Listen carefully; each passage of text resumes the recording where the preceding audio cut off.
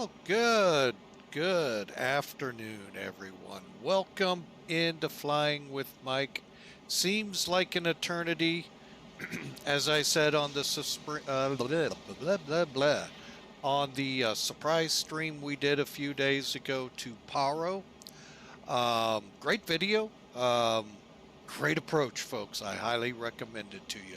Victor, Quebec, Papa Romeo. However, today let's go through the holiday. You know, it's Christmas. Let's relax, kick back, and enjoy the flight.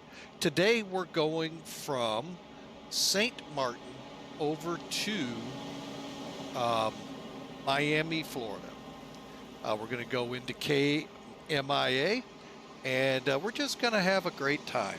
It's about a 2.5 hour flight, I think, is what SimBrief brought in. Yeah, about 2 hours, almost 3 hours in the air. That's a little jaunt across the Caribbean, and we should be in there in about 3 hours or so. However, of course, we have some things still to tend to on the Queen of the Sky sitting in front of you, the 747-200 from Felis. Folks, if you're looking for a Christmas gift, hey, if you're listening to us and you have a flight simmer on your list, looking for a Christmas gift, this is one I recommend, folks. Hang on a second. See what's coming in here.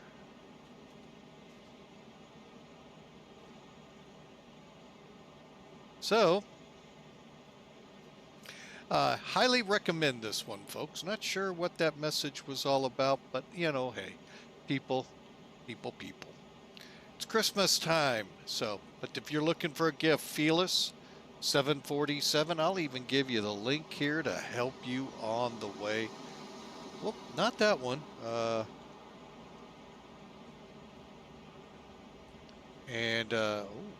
Why did that not work?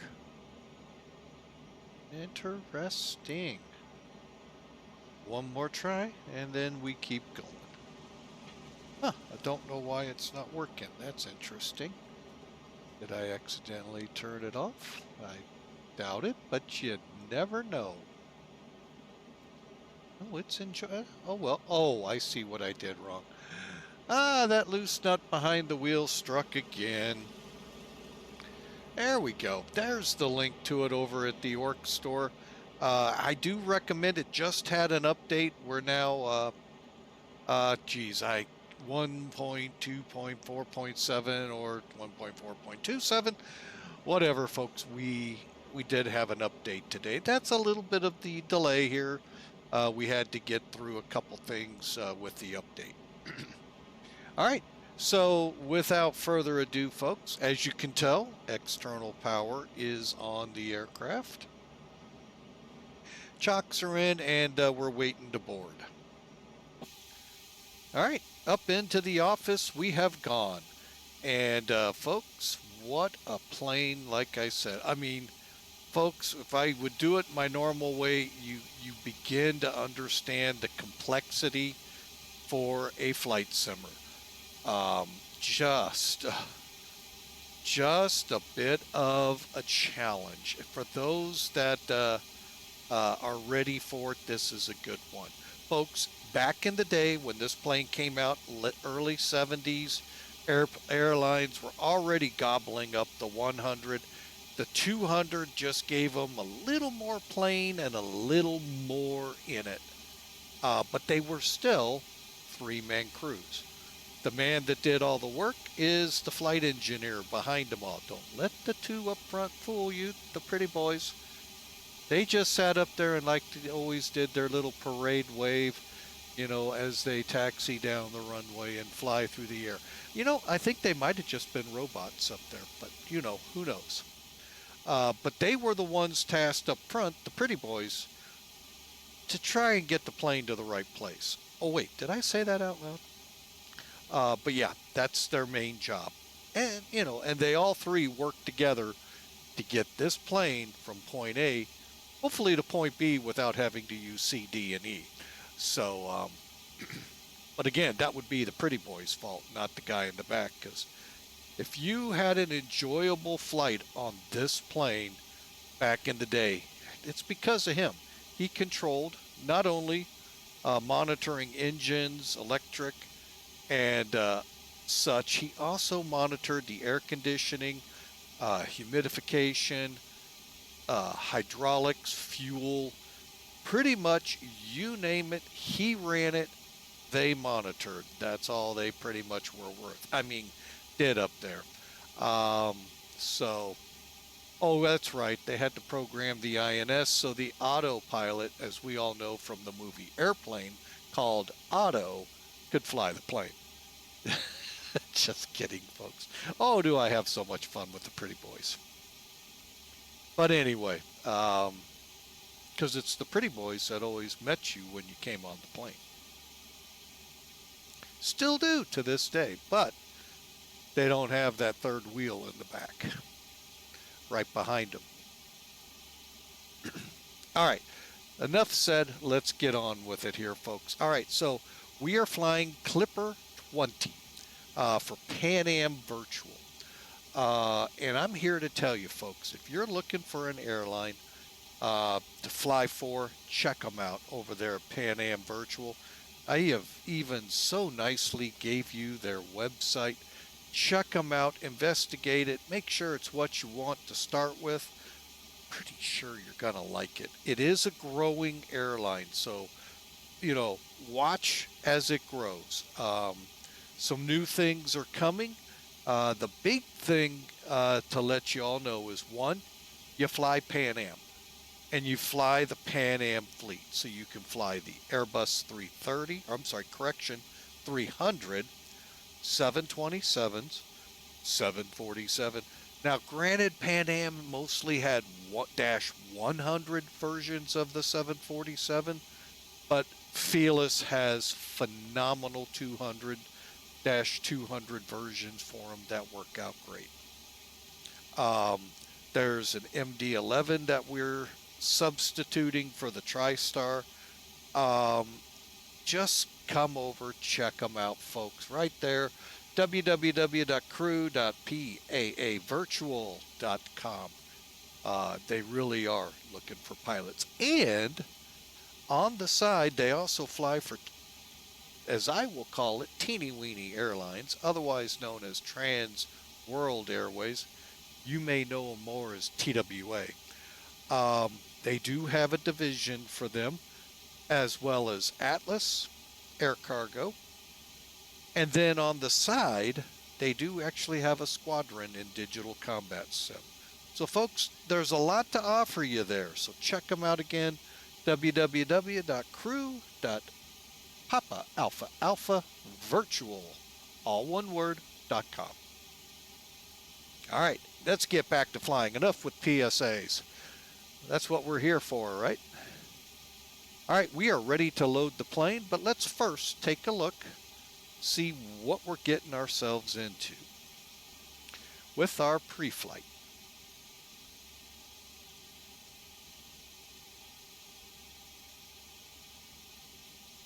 All right, and for the pre-flight, we use a free utility here called Sim Toolkit.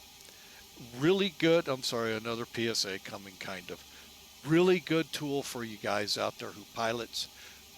It's for the sim. Don't try this in the real world, folks. But it has a lot of great tools in it, hence the word Sim Toolkit, to help you in learning. It's actually shown me areas where I've got over 10,000 plus hours on VATSIM, folks. So, they say you can't teach an old dog new tricks. Well, for the most part, that's actually a true axiom. Pretty tough to teach this old dog a new trick. But Sim Toolkit does. So, but that's what we use for the pre-flight here. We're going to start with the loadout. Today's flight, Pan Am Flight 20, otherwise known as Clipper 20. We're going to put 289 souls back there. We're actually, oddly enough, not going to have any cargo. But our payload comes up to 63,580 pounds. You can see the zero fuel weight there of 450,000 pounds. Today's flight is only, folks, like I said, give it 3 hours to fly. So, plus with our alternate being Mickey World, for those of you not familiar with the term, Orlando, Florida, where Walt Disney World is, the home of Mickey Mouse. 98943. So 90, almost 100,000 pounds of fuel to do this. You can see why the 777 and Aircraft Sense have kind of put the Queen back in the castle. It's sad, but yeah, the Queen, it's very hard to find these aircraft flying in passengers. The 200, yeah, the 400 and the 400-8s are even getting harder. Lufthansa's one of them, and only a handful of others. Most of them have put them out to their respective holding yards, which will eventually probably scrap them. All right, so enough sad news. Today's routing will take off runway 10. The goal, 26 left, but we'll see what happens en route. Routing today, while yeah, it says we're going to use the VOR here at Sint Maarten, we're actually going to fly the Juliana 2 departure to Juice and then out onto our route here. So, but we'll get into that here in just a second. Weather here in St. Maarten, well, you're in the Caribbean, folks. It's wintertime. It's a heck of a lot better usually than the States. So, pressure right now, 1013 millibars. Winds are 060 at 12. You can read it, folks. It's a Caribbean day. Just beautiful. Miami, not much worse.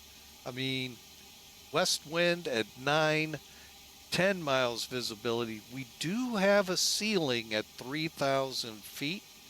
We'll see if that remains when we get there. And it's 71 degrees, folks. So again, a beautiful day down in the Caribbean for us to fly this flight. So I hope you enjoy it. Otherwise, folks, that's pretty much the brief. Oop, I hit the wrong one. Meant that one. Let me get my flight plan filed, since I'm more closer to knowing my actual departure time. Yeah, I think we'll stick with that. And just throw in my RVR that I can accept. Good thing is you all can't see this, because I could hear the CEO over there panting going, "You can't file that." Yeah, I can. I just did. Oh, but anyway, yes, we're having some fun today, folks. You know why? It's Christmas. That's why. And that's also part of the reason we're running just a little behind. Now, before we leave here, we got one other place I want to go, but I want to show you something. Now, I have added NavGraph down here by using this cog. I've also added SimBrief. But let's say you land at Sint Maarten and there happens to be a tower online, and they say back taxi runway 10, exit at Charlie. Okay, now, well, yeah, there we go. Zoom in enough. Look at that. You can, from Sim Toolkit without a chart, you got your taxi chart. And some of them will even, I'm going to go down low enough, put in the parking spots. All right. So it's a neat little added tool in case you get in a jam and you can't find the chart real quick and you don't have to go, "Could I get a Progressive back to A2? And Progressive, by the way, means the tower is going to do their best to help tell you when to turn. At a busy place like Manchester a few months ago that we flew into, he'd have laughed in our face saying, "No. Here, it's the Caribbean, man, no trouble, man." So get ready for it to go both ways on you. So, All right, well, I'm going to pull out a little bit here so you can see the opening round of our route. Here's juice, and here's navgraph. I just got rid of it for some weird reason. Let's try it again. Okay, here's our route all the way to Florida. All right, I'm going to go ahead and begin to zero in on us. And hang on a second.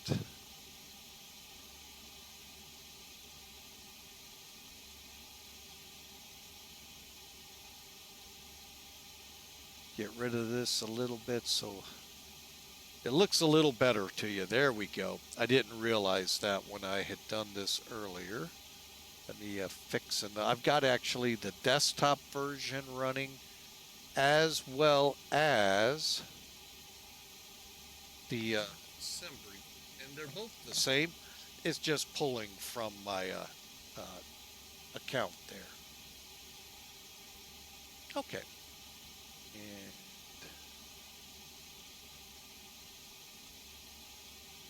okay. All right. So we're going to fly the Juliana 2. So basically what that entails, first off, it is a plain old normal departure, folks, meaning do not have to be an RNAV equipped aircraft or a plane, say like the 737-800, the Airbuses, minus the 300 and 310. The 747-400 would fly RNAV type approach. Nope, this is just straight off the VOR. So it's pretty simple. First off, our initial climb, as soon as practical, turn right. Basically what they're trying to tell you folks is there are mountains right here. So as soon as you get airborne, try to stay in that channel so you don't hit the mountain.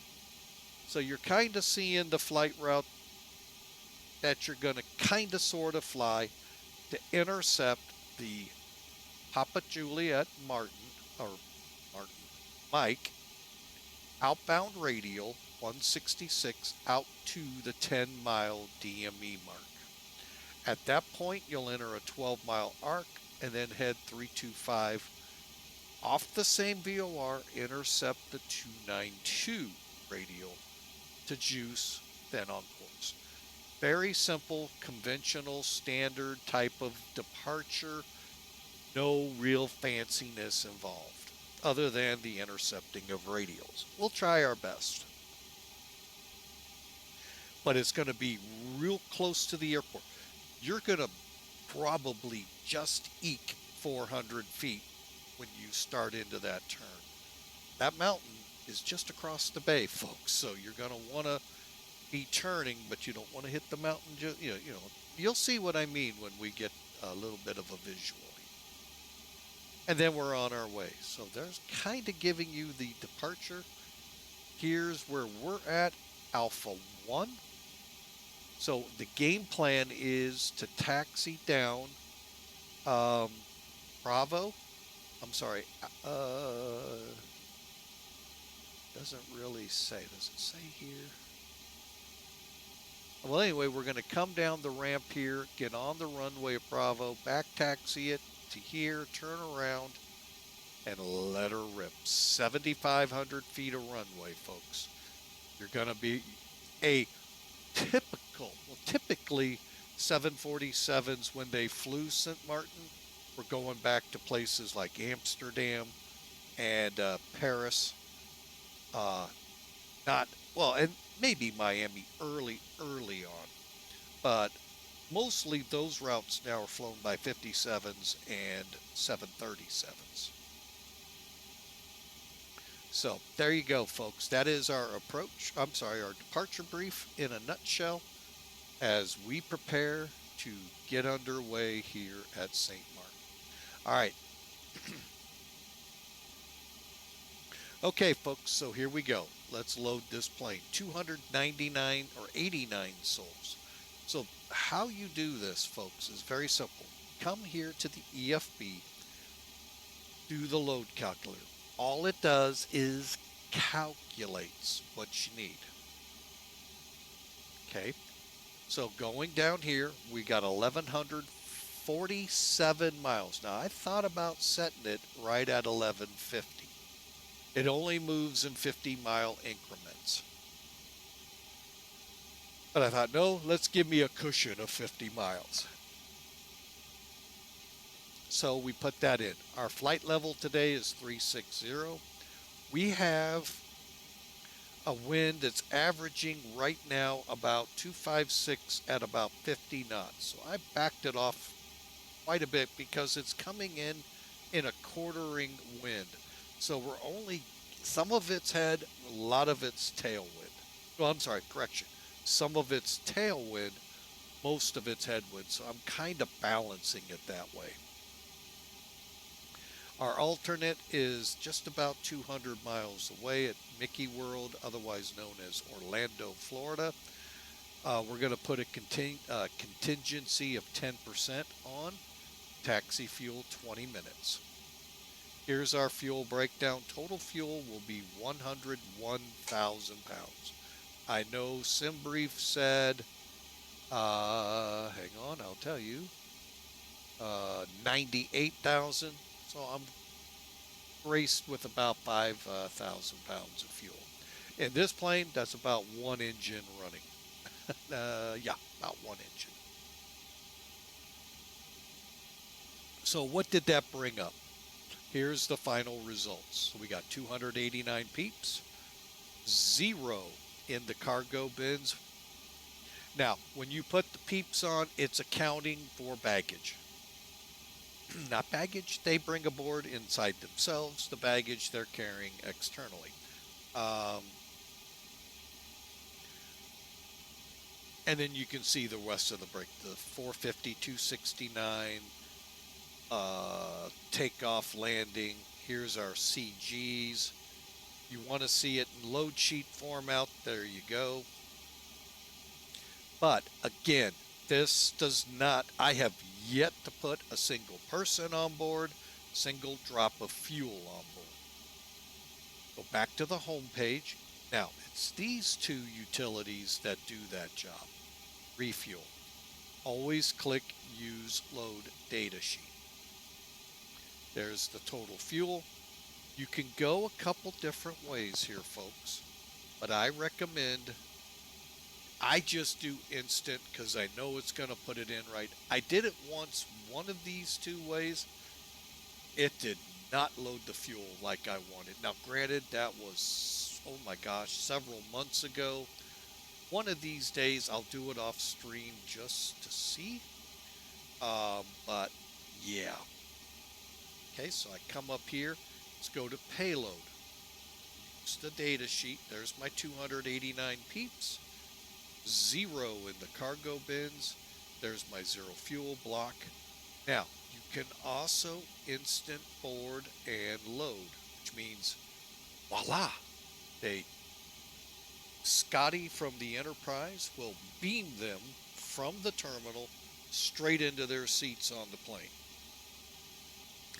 Really sometimes wish that really happened in the room, because maybe many of our flights out of our airport would be on time. But anyway, but that's another discussion for another forum. Or you can do it like they do in real life, board, load. And then they just lollygag in. Oh, is that my seat? Oh, no, I think it's back there.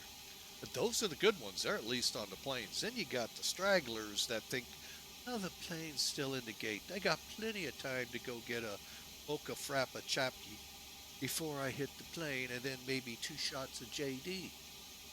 No, they close the door. You're SOL. Even if you still see the plane in there. We're going to board it.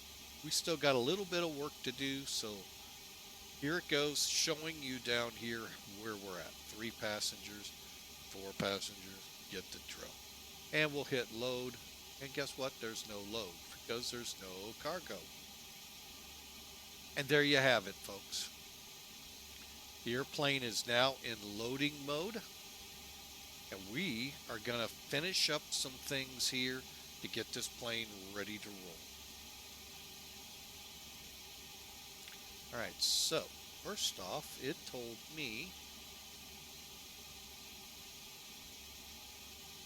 013. Okay. Let's get the correct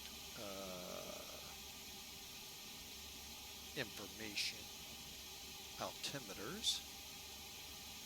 There are 3 places to do this, folks. This one, this one, 1013, 1013, which is actually 2992. It's already done that one. And then we got to go back here to our pressurization panel and set it there. And then set our altitude, which I've already done, and we'll be ready to go. I've set it 1,000 feet above 36,000 to cover as we traverse the different atmospheres from here to there. Granted, it's all the same atmosphere in the world, but pressures vary in there and your altitude will go up and down. So that's why we set it 1,000 over. And if I am in complete BS with what I just said, please call me out. I'd love to find out the real reason we go 1,000 over. Because I'm pretty sure that's why. Maybe not the greatest explanation, but I'm pretty sure that's why. All right, so we got our pressures set. We've already loaded our flight plan in. Juliana 2. To Juice. You saw where that was. Then we go to St. Thomas via the Bravo 520 to San Juan via the Route 6 airway. Direct ACONY, the Yankee 280 airway. Think of it like an interstate or a autobahn. It's a path through the airspace with several fixes on the way that people can fly at different altitudes to stack up headed towards the States. Yankee 280 to SAPPO. And then we're going to fly the Yankee 399 to Freeport and join the FAO 2 arrival into Miami. Right now, we're planning 26 left, but who knows what the weather will do, as we've said before. Currently, we're 1,123 miles out, top of descent. As it stands, 996. We have not looked if the altitudes are right yet. All right, let's see where we stand with the peeps. Well, we're about halfway-ish through the loading process.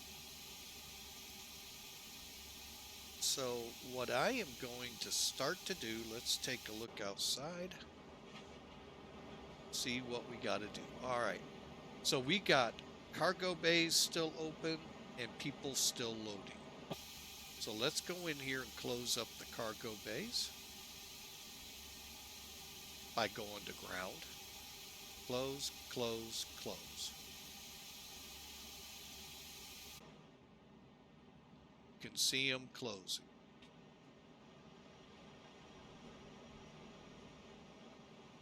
All right, give you a little preview. That's our departure, folks. So the goal is to get in the air. Granted, we're going to be should be way down here. Well, I've got a feeling we won't. And then we're going to turn to the left and just make sure we stay clear of hills. And then work our way out to the 160.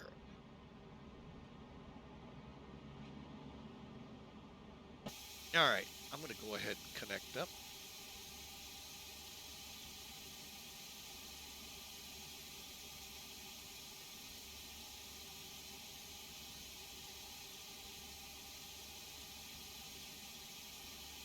All right, we are now connected.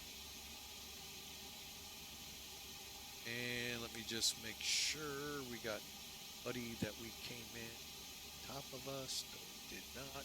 Okay. But it says somebody should be here. Oh, look, Delta's here. All right, so let's take one more gander over here. Now we're getting there, folks. We have crossed the halfway point. Still got about,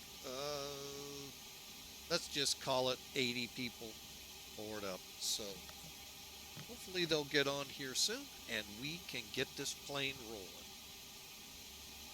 While we're at it, let's make sure we're in nav. Okay, seatbelts are on. Anti-skids on, armed for body gear, steering. Lights are set. Window heat's on.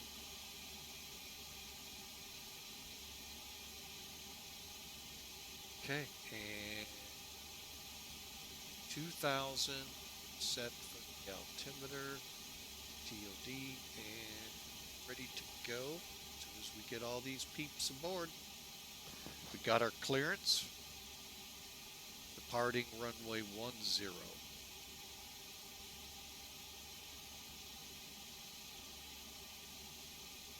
Now we definitely have 80 people to go.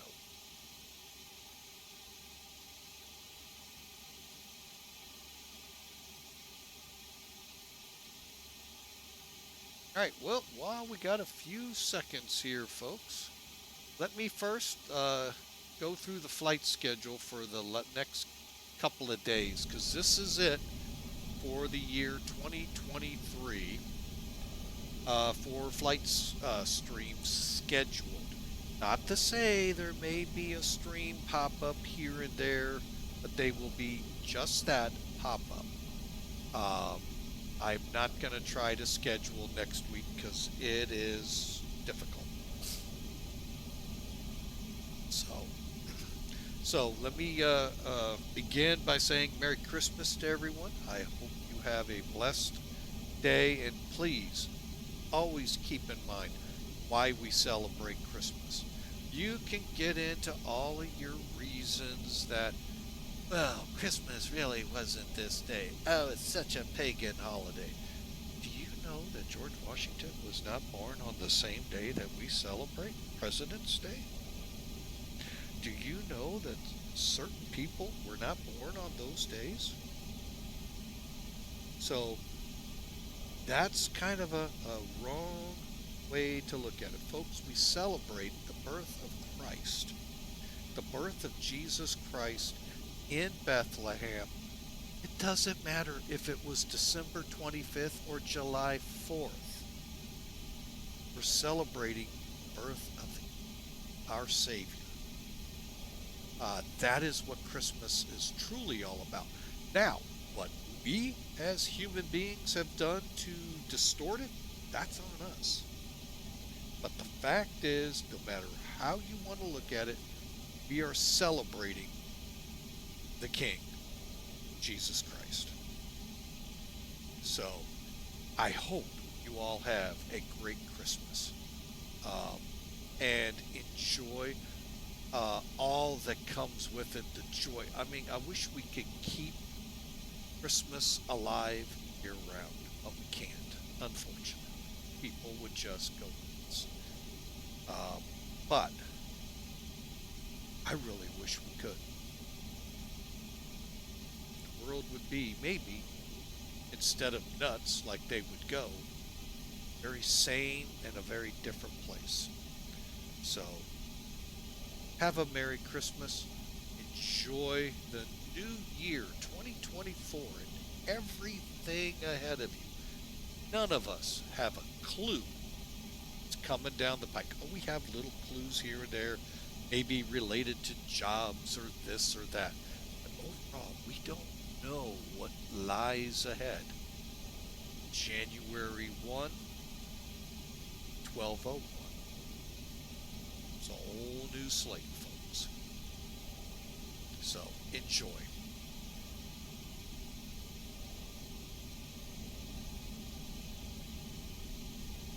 All right, and look at the bright side. All the people are on board. We don't have any stragglers, so cool. Stewardess says, lock that door.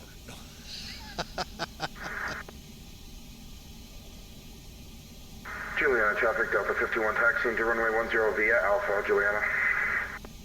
All right, so we're going to go ahead and close up. All right, folks, we're ready to go. We're closing the main door. Welcome aboard, folks. Ladies and gentlemen, this is your captain speaking. On behalf of the entire crew, welcome aboard the Boeing 747 Classic. We will depart shortly after we have our clearance and the cabin crew is finished with their preparations. For now, I wish you a pleasant flight, and I will be back during the flight with further flight information.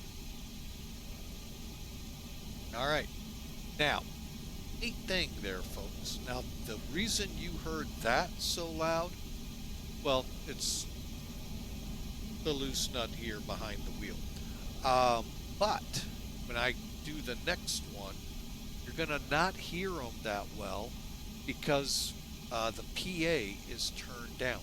So if I get somebody, not saying Delta, but let's say we get a controller or someone very obnoxious out here, loud, boisterous, I can turn them down. It's a very cool feature. I don't have to go into Windows and turn them down and miss a call. I just turn the channel down while I'm flying. So, really neat feature. So, all right, let's, gonna have the flight attendants. Cabin crew, arm slides.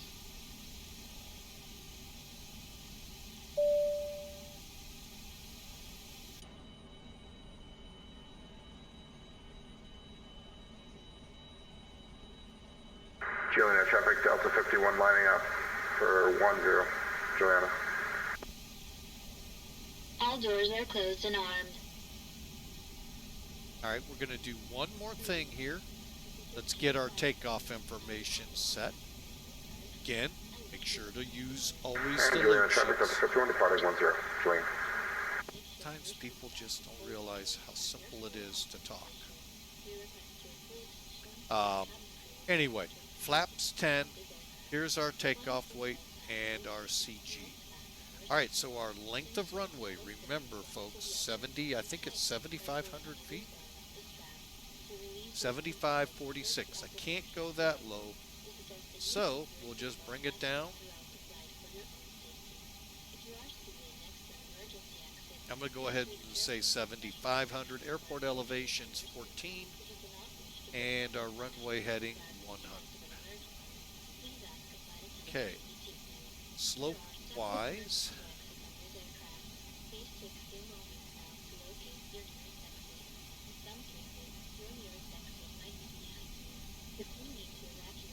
We're down 0.04, so that is not going to be anything to worry about.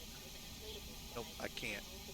All right, and we're dry, and the temp here, I'm getting the latest weather, temperature 28 degrees. Barometric 1013 or 2991, and our wind 070 at 11.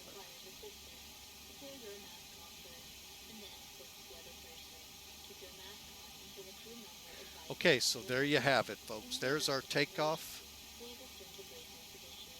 Oh, I'm starting to get blinded here by the sun. It's killing me. Not on the sim, in the actual office here. So V1's 123, 130, 147. Flap schedule. We'll set our speed bugs. Initial pitch will be 3.3, 18 degrees. And 299 once we're above 10,000. And a meager 3,000 feet of runway is all we're going to need to use. Usually it's about 4, 5, 6,000 here. So, but again, we're also going to Europe with a bird like this. Different. All right, so we got all the good fun stuff. Hang on a second, folks. Sun's really getting to me. Hang on.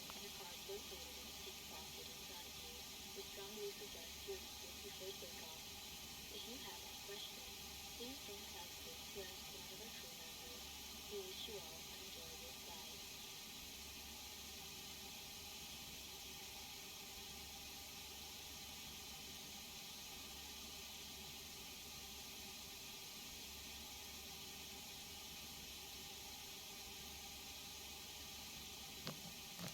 All right, that's a little better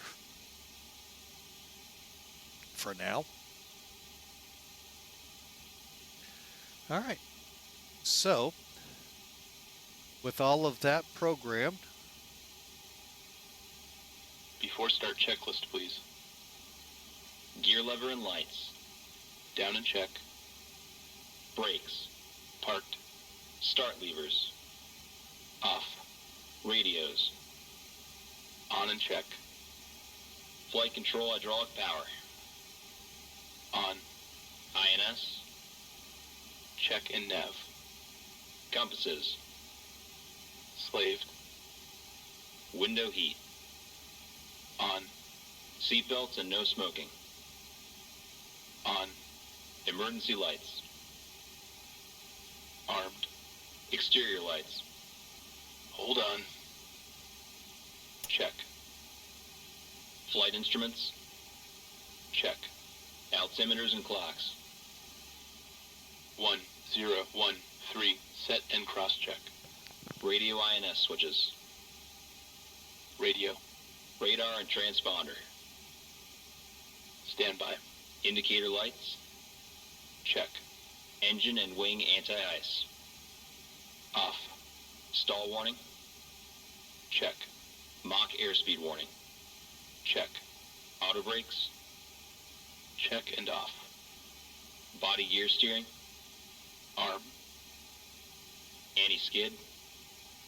On. Autopilot and flight director. Check and off. Takeoff warning. Check. Auto flight enunciators. Check. GPWS. Check. Instrument warning. Check. Flight director computer selectors. Check. Instrument source selectors. Normal. Reserve brake valve. Closed. Spoilers. Down. Static selectors.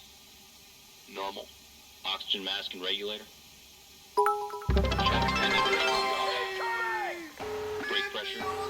In a 668, just tuned 100 bits. Hello, Mike. Check Blue and off. skies.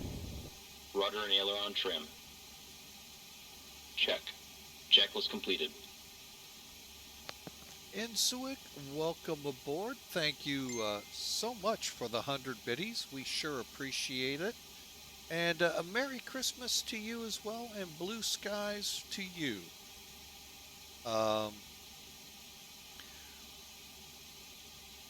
All right, so we just went through the checklist that the pilots would do. By the way, folks, one of the things this aircraft is noted for, these are real checklists by real pilots running them, not just actors or, hey, Tom, Dick, and Harry out there. No, we're talking, they build them as real pilots running them. 747 pilots on top of it. So let's hear how the first flight engineer does his. Battery on. APU panel. Check. Auxiliary power. Check. Engine oil quantity. Check. Fuel quantity. 101,308 pounds. Fuel panel. Weight.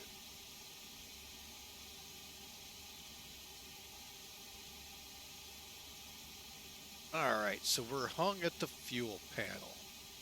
What they're wanting, basically, folks, what's the whole deal here is we're ready to push back. Check and set. Pressurization controls.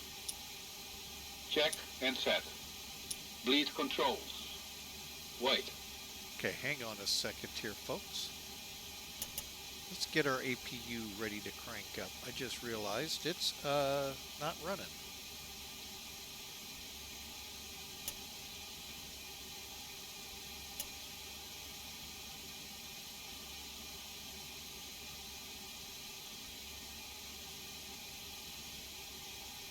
Okay, we're cranking up here. Once we get to 100%, we'll check our gens.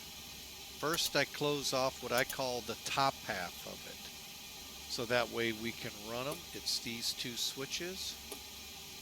Make sure we get electricity. We're good, and it looks good. Connecting. So now we're off external power. We're on the APU right now. I'm going to click the bleed air on.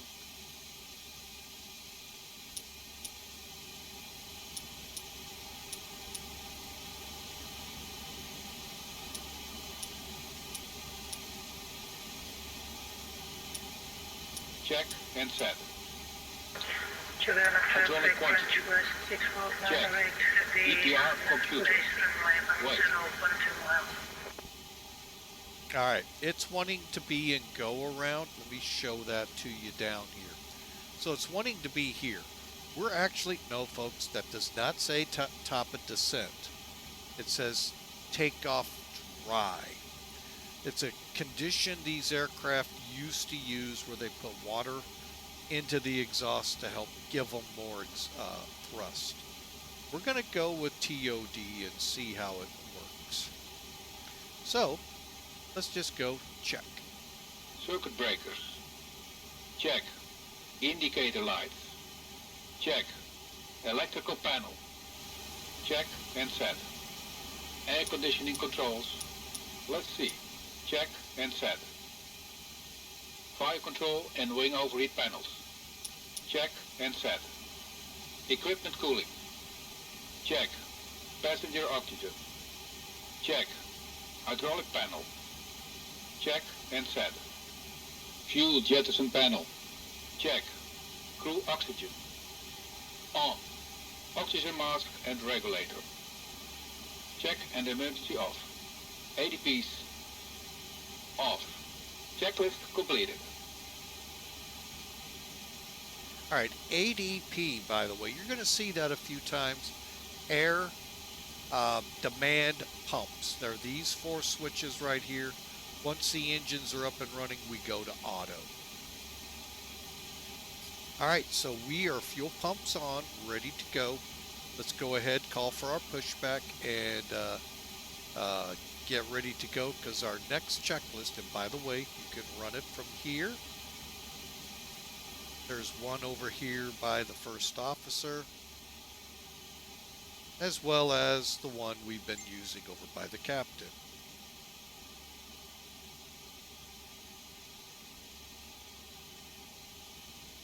All right, pushback. Just a second.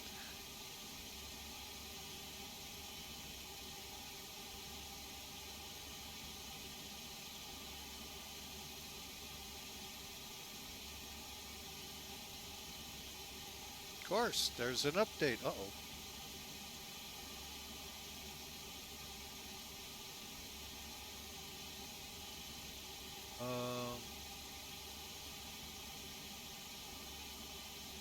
Try this again.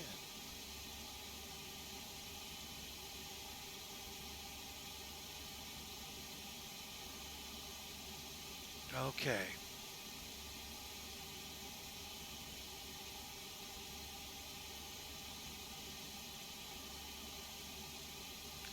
Of course, we have an issue.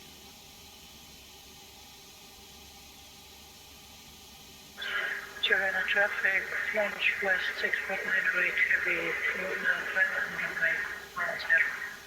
Juliana.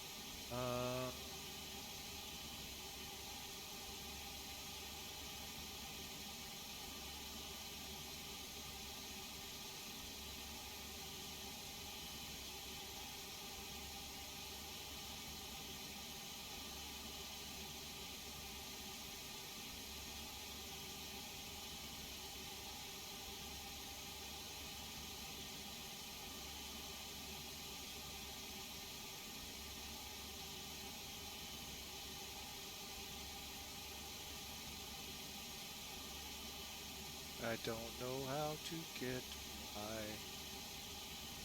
key.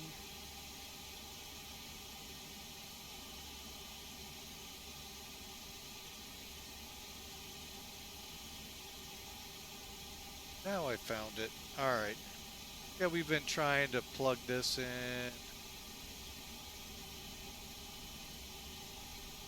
Oh.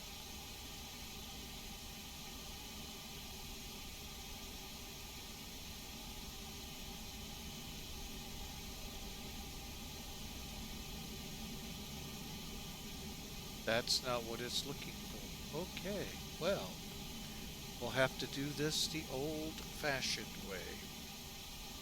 Hopefully I can remember it. Actually, I do know how to read. Okay.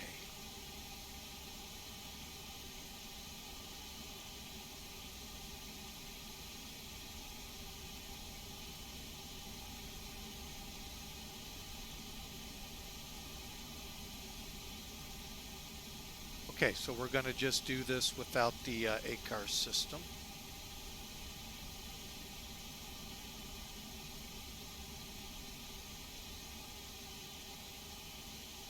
Ground to cockpit. Please show me where you want to go. Here.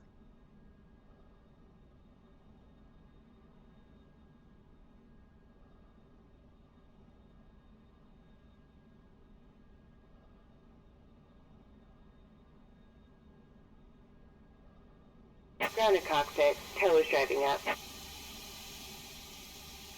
Beacons on. Juliana traffic, French West 649, right back tracking, runway 17, Juliana. Okay, folks, sorry for that slight delay.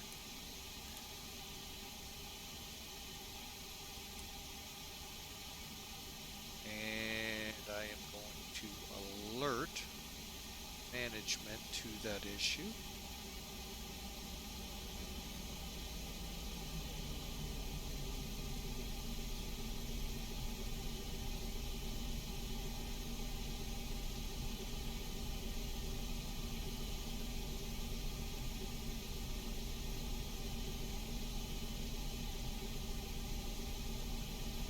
Okay, all doors and hatches are closed.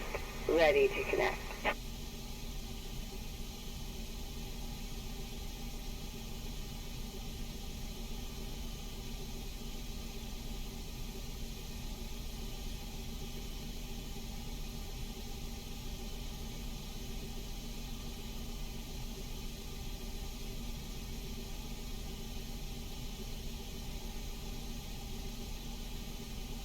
Okay, let me get over here. Cockpit to ground. Remove the chocks. Cockpit to Juliana ground. traffic, Disconnect French ground West power. 619, right, heavy, clear, runway 17, Juliana. Shocks removed. Tow connected and bypass pin inserted. Release parking brake. Okay, that's called the hurry up and catch up mode.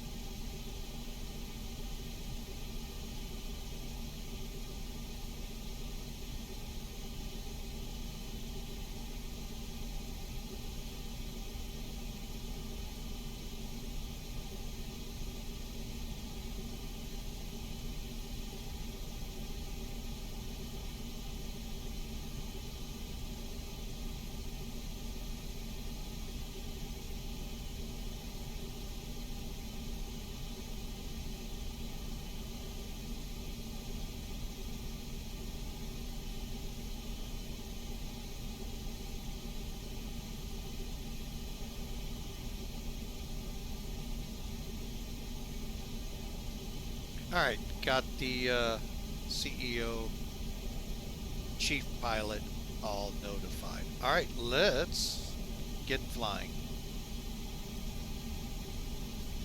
Parking brake released. Starting for spec, and you may start engines. All right, to start up these engines, you saw we had to have the packs off. Get above 40, we're good there.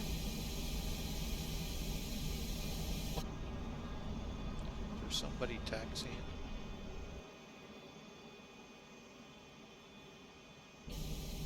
Okay, then come up here. Open your start Ready to start valve. the engines. Ready for engine start. We're going to start number 3 on system 1. You have 2 systems for each of them to start. Starting engine 3. Starter valve open. Okay, and then I switch to where I can watch. Number 3's building up right here.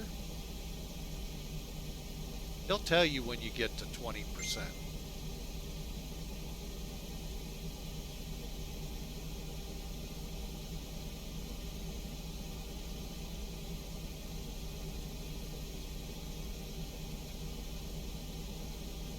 %, and 2.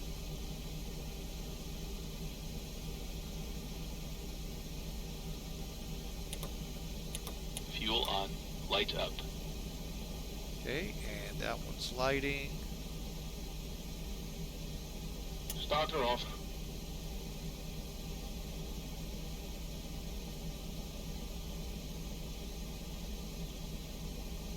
Engine stabilized.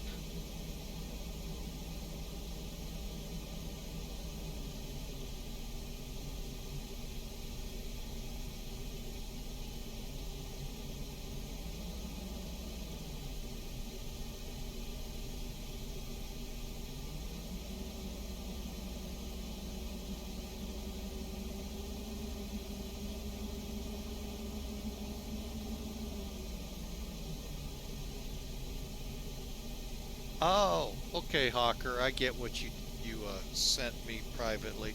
Okay, understood. Where are we getting?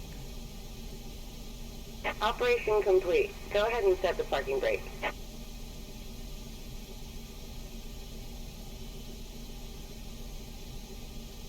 I think we're okay. I heard stable, but Starting engine 4. Starter valve open.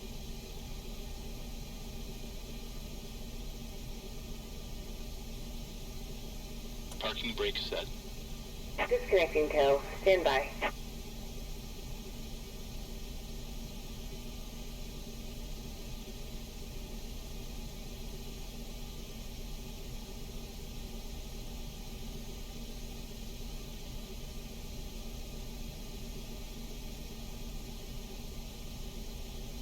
%, and 2. Fuel on. Light up.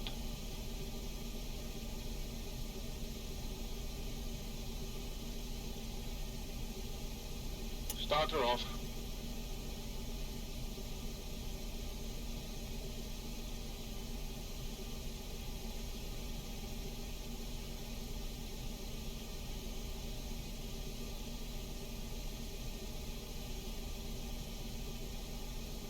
Tow is disconnected and bypass pin has been removed. Hand signal on the right. We'll see you next time and have a safe flight.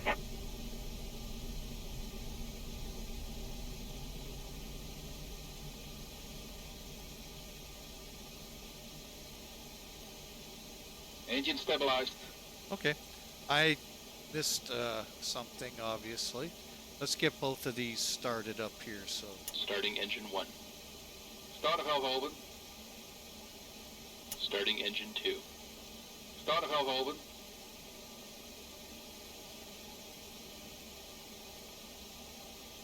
and yes, the APU is in real life strong enough to do both engines.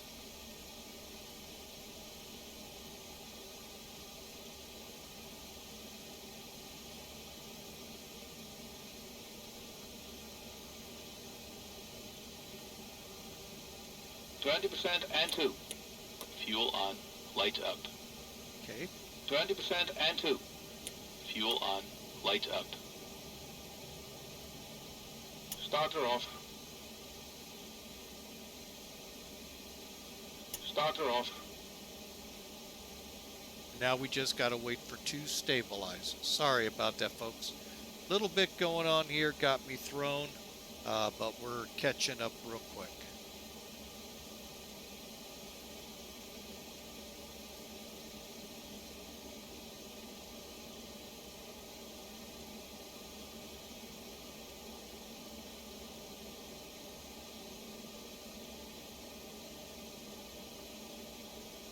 Engine stabilized.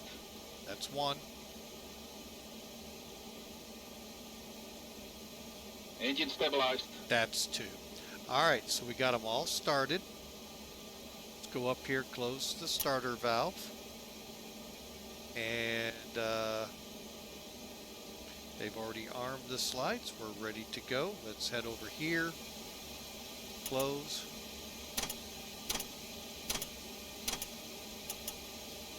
Okay, we're off the APU.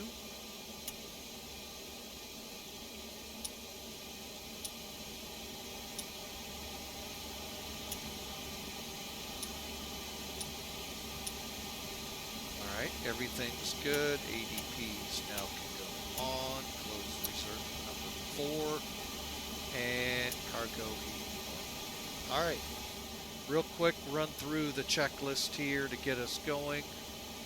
Flight recorder, start switches, beacon, brake, start engine, pack valves open, door warning lights. Okay, go. After start checklist. Flight recorder. On. Start switches. Off. Beacon lights. On. Brake pressure. Check. Start levers. Idle detents. Engine and the ice. Off. Electrical panel. Check. Pack valves. Open. Door warning lights. Out. Hydraulic panel. Check. Flight recorder. On. After start checklist completed. Taxi checklist, please. Flaps. Flaps 10.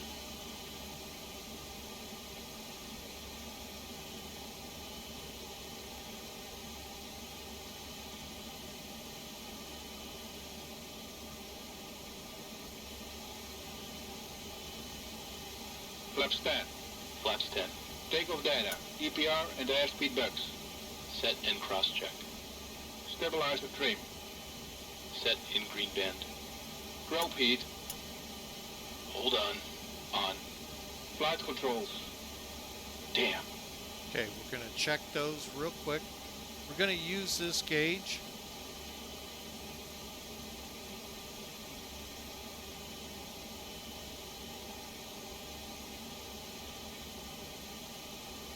Check. Yaw dampers. Check. Seat belts and shoulder harness. Check. APU. Off. Fuel heat. Off.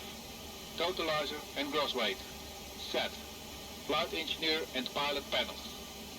Check. Aft cargo heat. Normal. Seat belts and shoulder harness. Check. Taxi checklist completed. Let's go. All right, folks, here we go.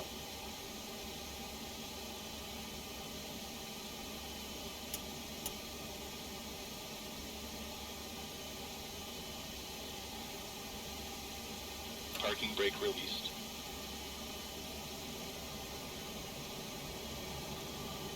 Juliana traffic Clipper 20 heavy, taxi to runway 10.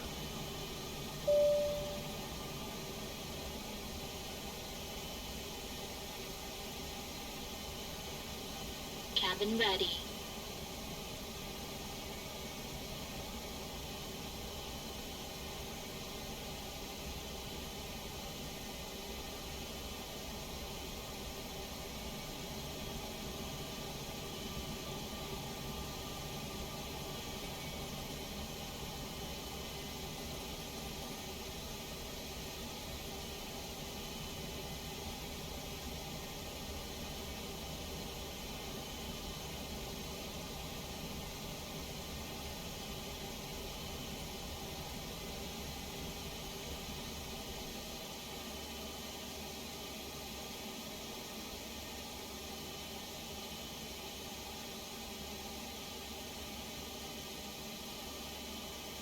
Before takeoff checklist. Icing considerations. Check. Cabin alert.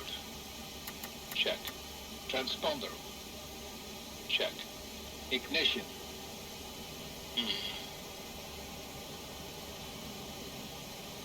flight start. Body gear steering. Damn. Okay, we're gonna hold right there. No, we're not gonna taxi down that little flimsy taxiway, folks.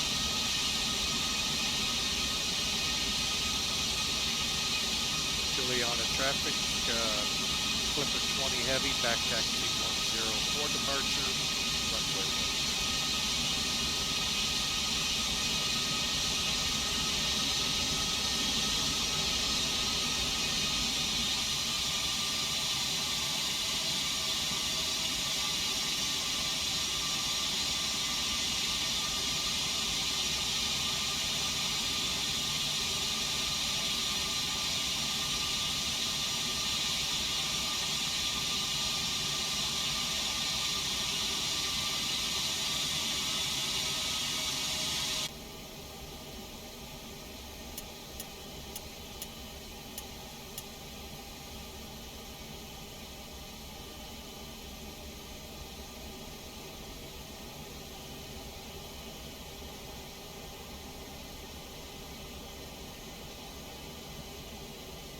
Yeah, the FAA's been here, I see. They left the landing light right for me to run over.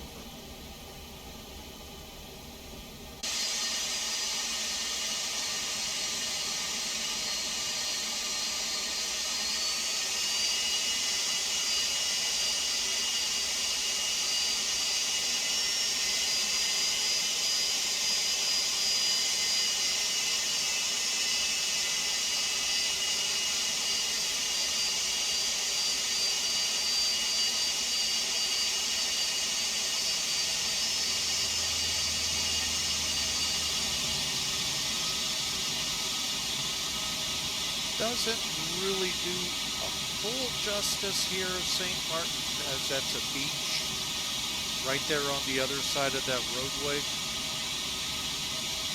but not bad.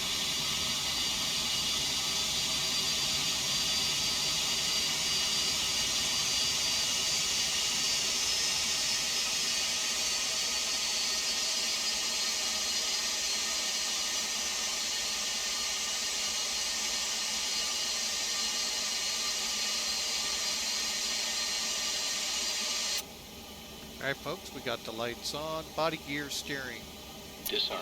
disarmed. Back valves. This. Let's get as much power for takeoff as possible. Closed. Pressurization mode selector. Auto. Fuel boost pumps. On. Cross feed valves. Check. Before takeoff checklist completed. Okay. Next up will be after takeoff.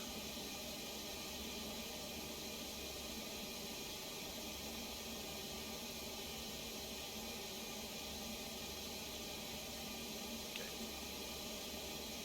You all set? Let's go. Okay, lights on.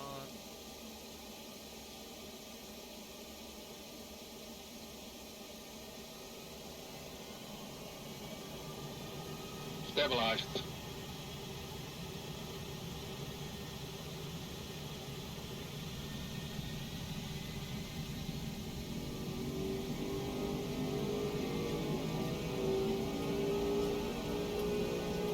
First set.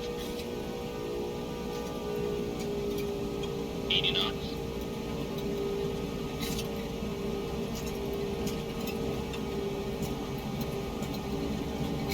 V1. Rotate.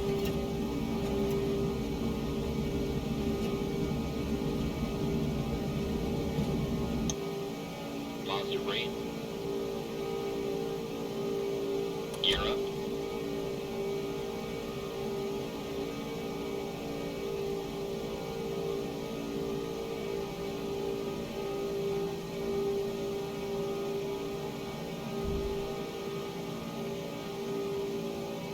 Gears up.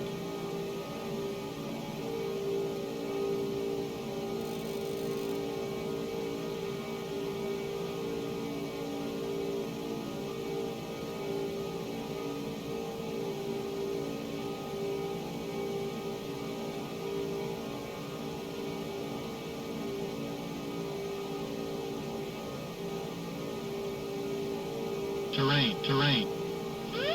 Pull up.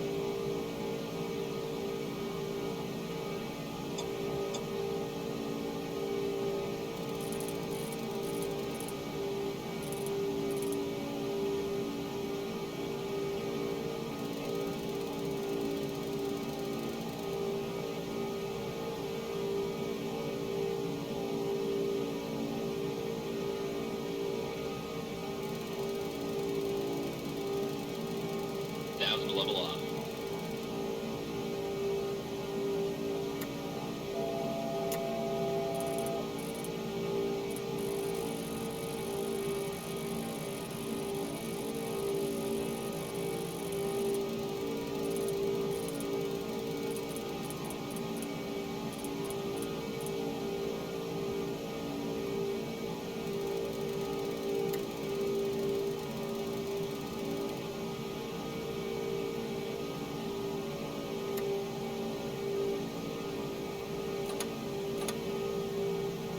Flaps 1.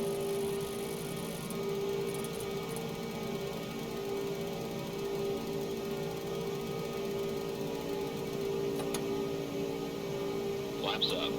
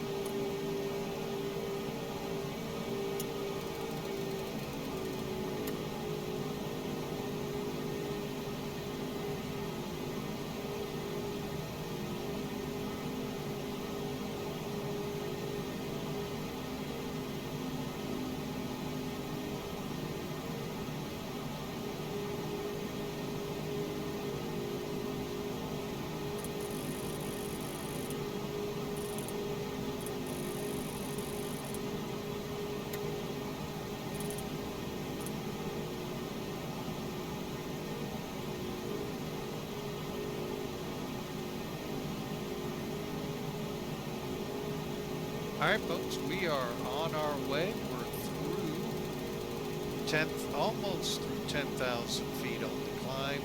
Make sure the flaps are up.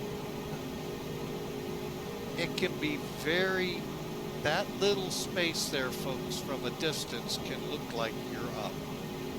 And,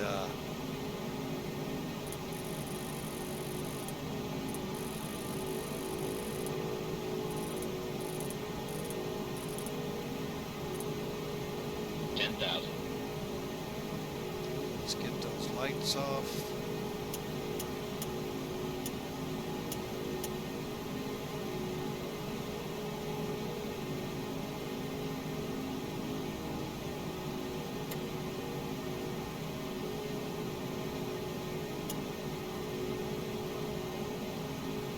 And let me just get the transition already through. All right.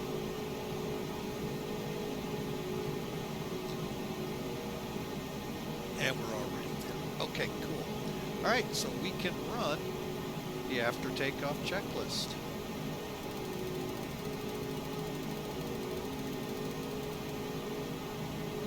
After takeoff checklist. Gear lever. Off. Landing and logo lights. Off.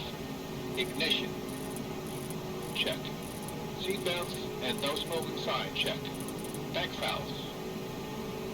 This.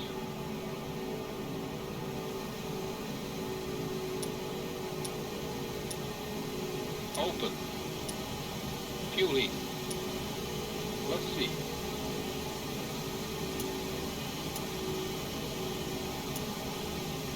Auto. After takeoff checklist completed.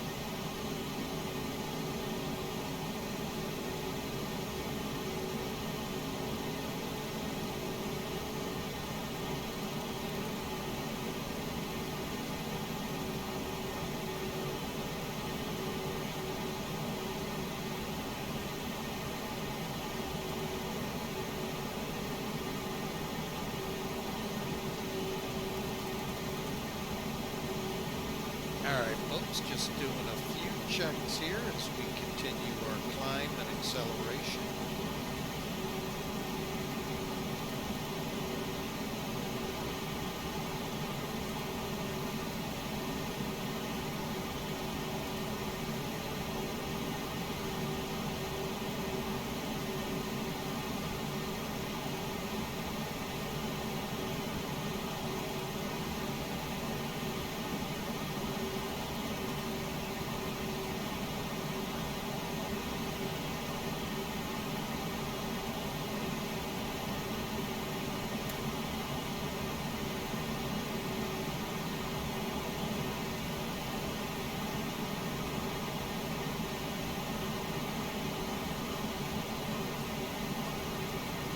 All right, and now we're back into where the auto thrust maintains it via the speed of the aircraft, what our vertical speed will be, 299. And we should begin to intercept.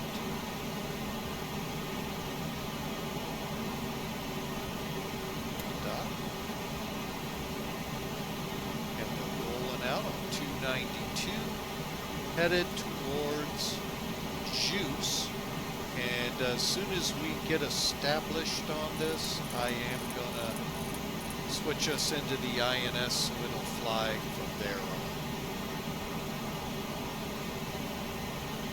And by the INS, I do mean these FMCs. I know you guys don't like them, but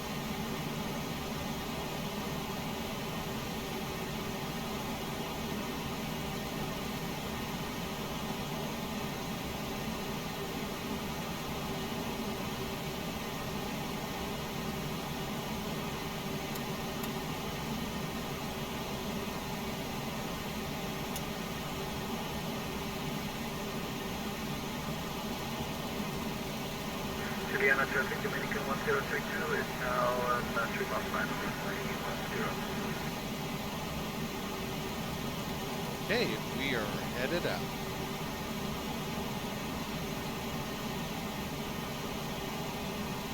One thing I will do is try to keep my heading pretty close to what it's doing. Mainly so that in case we do come across an FMC issue, I can immediately switch to it and cover. Because like right now, we got that wind that's hitting us, and it's making us fly about a 308 on this 292 gradient. So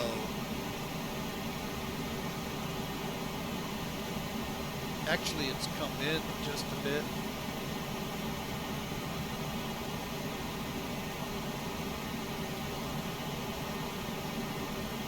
Actually, I'm going to switch over to the other one. Let's go to St. Thomas. 1086.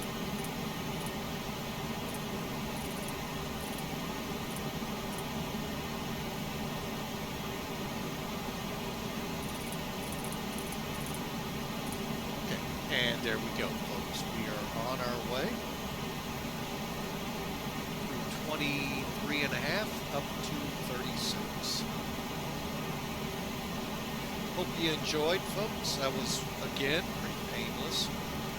We've had them worse. Let's make sure altitude select is on and showing.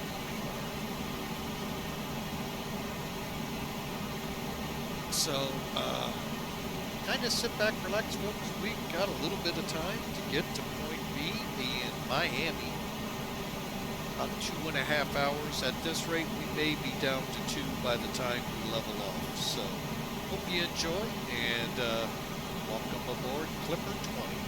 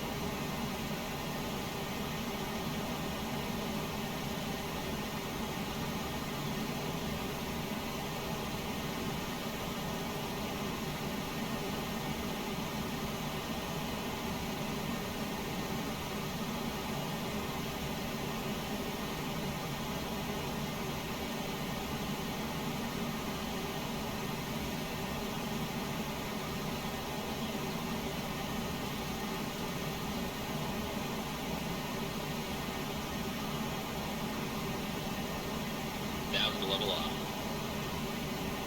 All right, folks.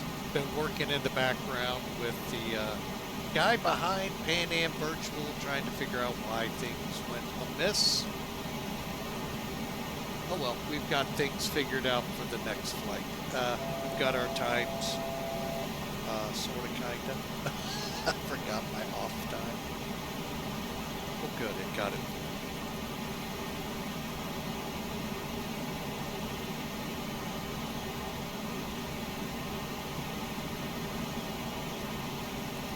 And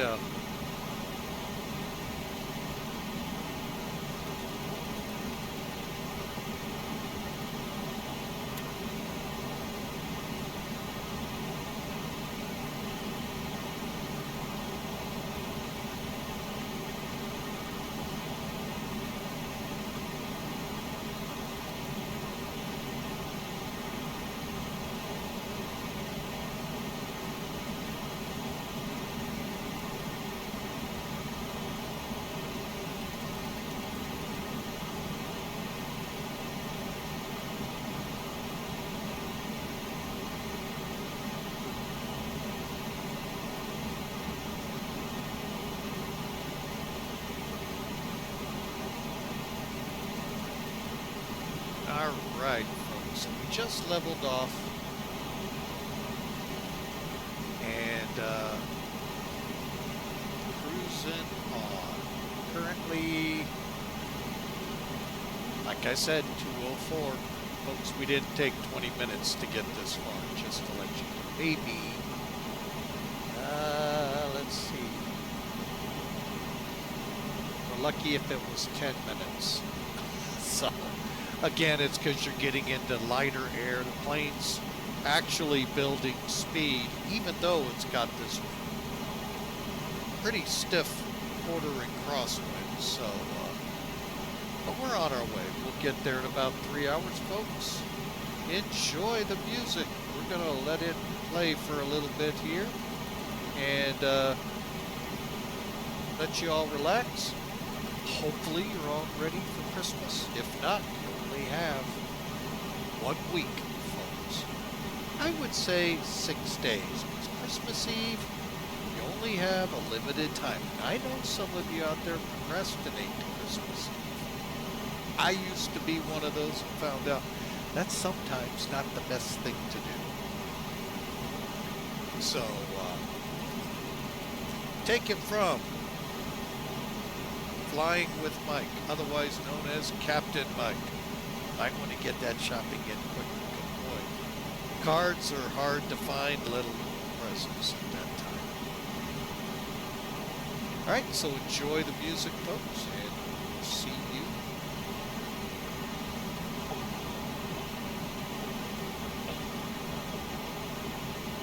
here in just a bit. I'm trying to figure out why it's so soft.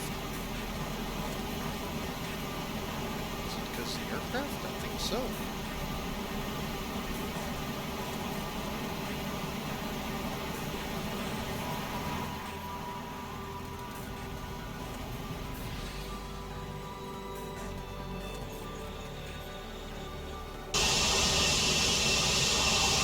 Oh, that is definitely too loud.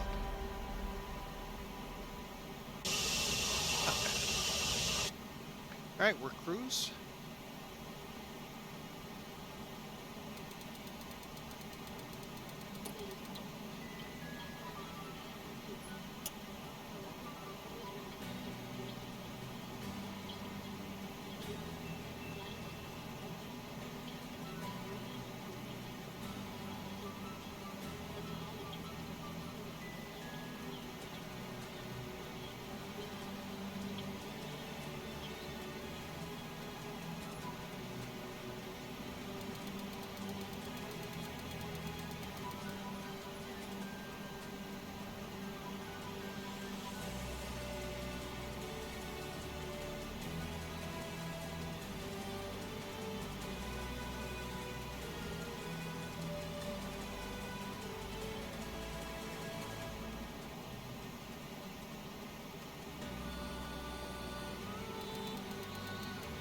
All right, folks, we are cruising along.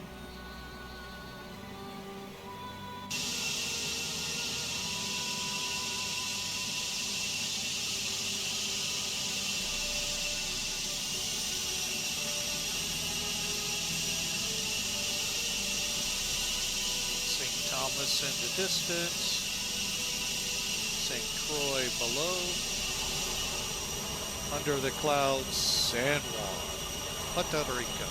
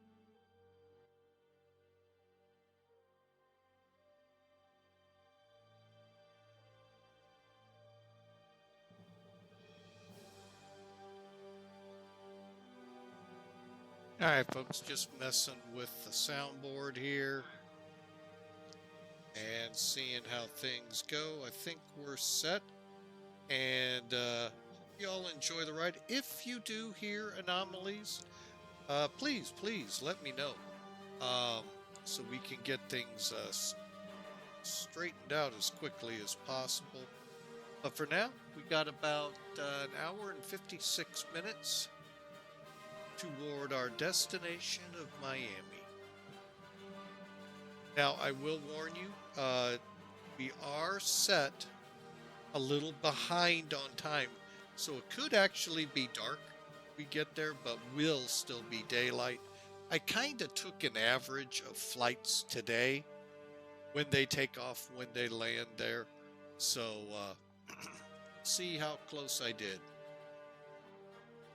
But for now, folks, I'm just going to kind of sit back and relax, enjoy the ride. And folks, if you are new to the channel, welcome aboard. We love new people, love to know where you're from, who you are. Feel free to chime in on the chat, and hit that follow button so you can see where we're headed. Tomorrow's a work day for me, so we won't be online. The next and final scheduled stream for the year is, I think I'm saying it right, Thursday, and that'll be in the Airbus 11 freighter.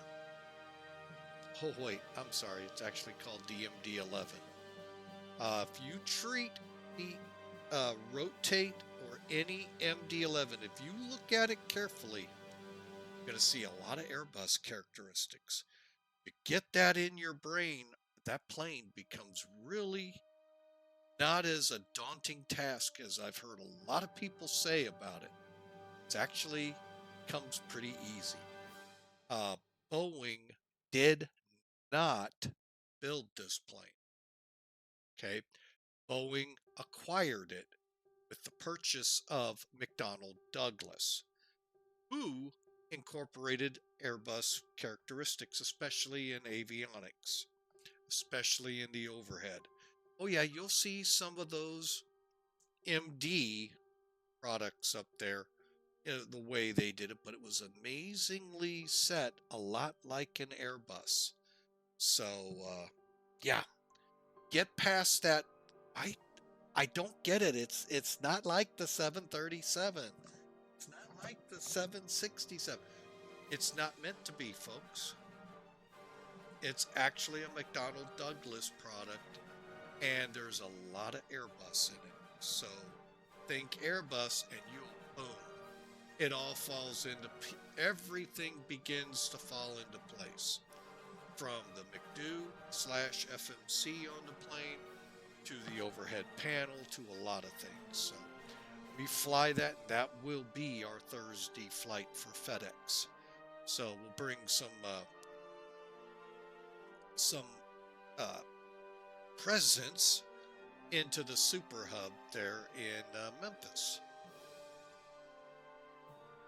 All right, that's Thursday, folks. Today's Monday, and we're cruising across the Caribbean in Clipper 20 Heavy, headed back to Miami. Well, actually headed to Miami. We came into Sint Maarten from JFK. So, hope you all enjoy the ride, and we'll be talking with you here shortly.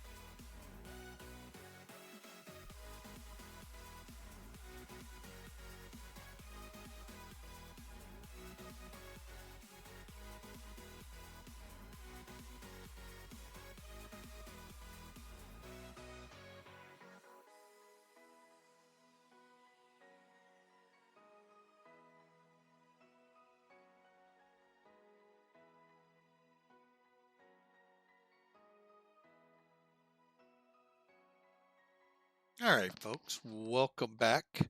At the beginning, I told you I highly recommend this aircraft. And one more time, I'm going to give you the link. It's also in the title, folks, as you look down there, so you can, even though that I've got it wrong. Hang on a second. There we go. That should have updated it. Also, the link to Pan Am Virtual is up there as well. And you can check them out as well, folks. As you can see, we are still tweaking some things and all. We're even, word on the street is we're looking maybe some new technology. So we'll kind of see where that takes us. Other than that, folks, it's a great airline, great bunch of people to fly for. And like I said, they are very tuned to Pan Am. We're still building up the flight database for Pan Am, as well as TWA. So we would love to have you aboard. So check them out, folks. If you haven't clicked on their link yet, I'll give it to you again. And check them out, you know, investigate. Like I said, they do have a squadron for digital combat sim. I'm not part of that, but they do offer that. So check them out. Love to have you aboard here on Pan Am, TWA, or Atlas. Just flying a variety. As you can imagine, probably Atlas gears towards wherever they're headed in DCS. So being the cargo company they were for the military, I look for it kind of here as well. So, and not to say that it's also by, you know, all means could be flying other routes. So, all right, folks, so we're on our way. Let's take a look at the 747 here while we got some time. Over the Caribbean, headed up to ACONY. I've let you see a lot of the cockpit, but what we haven't seen, what's behind the curtain back there? Let's go find out.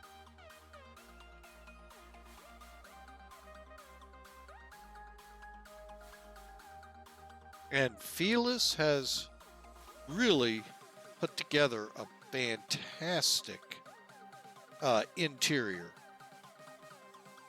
You know, I can remember back in the earlier days of Flight Sim, many would be like, ooh, look at that interior, folks.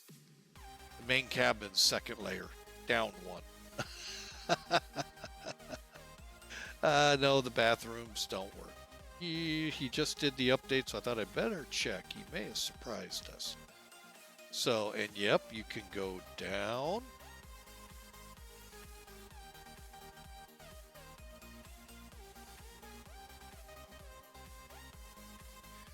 And where you're coming into, folks, is pretty much the area for first class.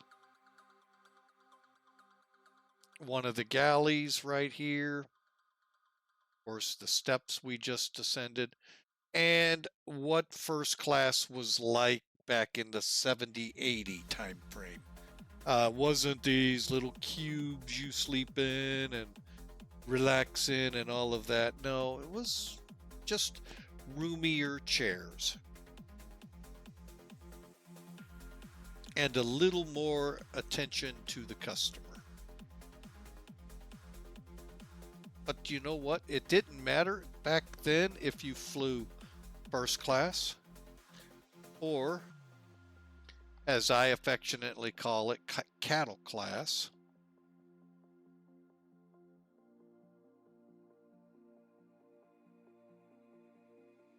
Uh-oh. Hey, Matt 1997 Air, welcome aboard. We are having a great day and a Merry Christmas to you. Hang on a second. what's going on here. Why am I not able? I know why. That loose nut's pushing the wrong buttons again.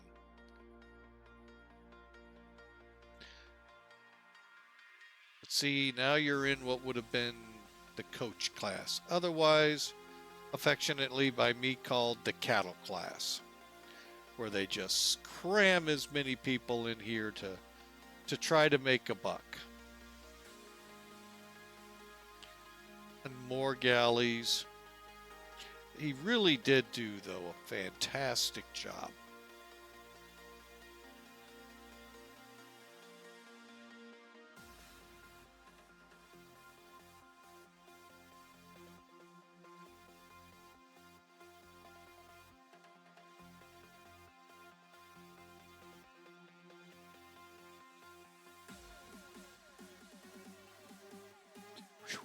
Okay, I hit the wrong key. That's why I wanted to rush and hit the windows real quick and see if I did El Destructo. Alright, let's continue on this side. But he just did, I mean, look at that, folks. Just an amazing job. Again, like I said back in the day, folks, this is not where you fly in cubes and all. You just flew in bigger seats.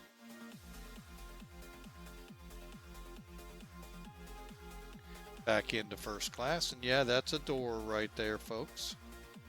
Same on the other side.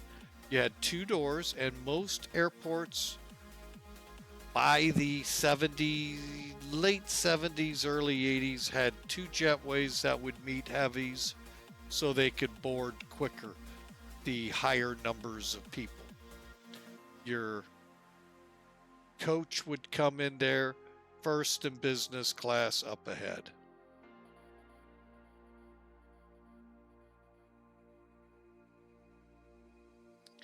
And then, of course, first class was notorious for films and what have you up on the screen there. And there you see, folks, the door you would have entered to gain access into here.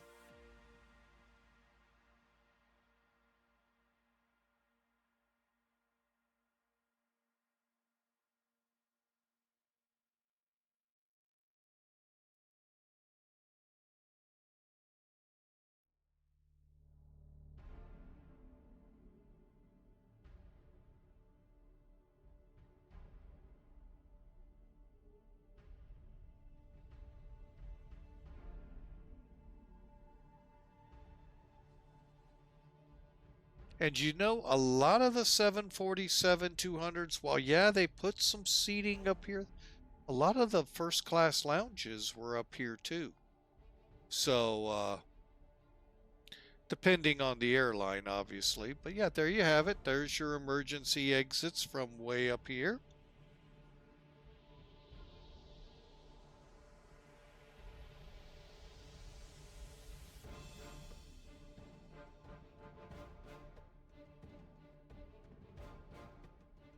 Close the curtain. And our certificate of airworthiness. Oxygen that you heard a couple times for the cockpit here. And again, real quick, you're the man that does all of the work, the flight engineer, and then you have your two up front here.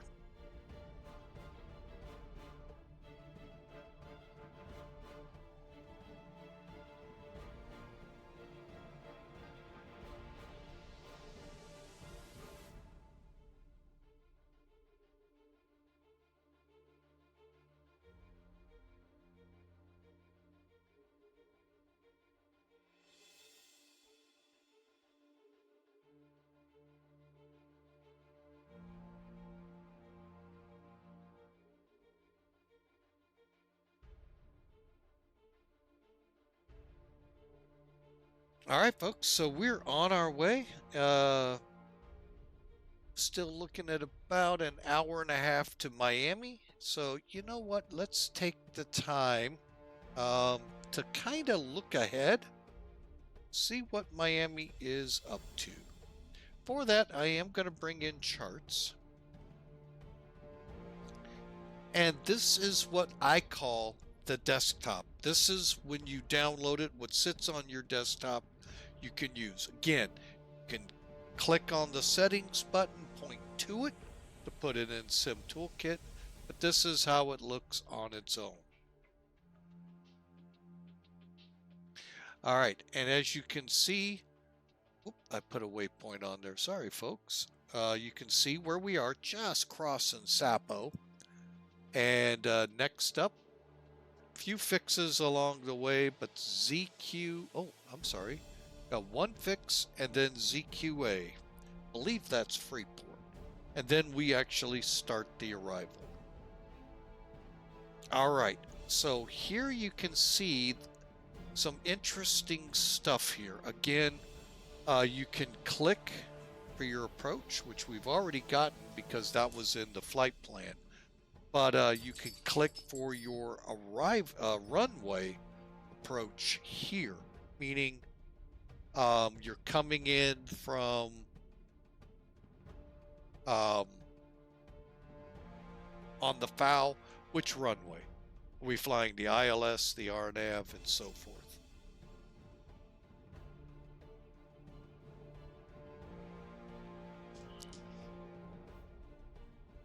Hang on just a second, folks. I'll be right back with you after the commercial break.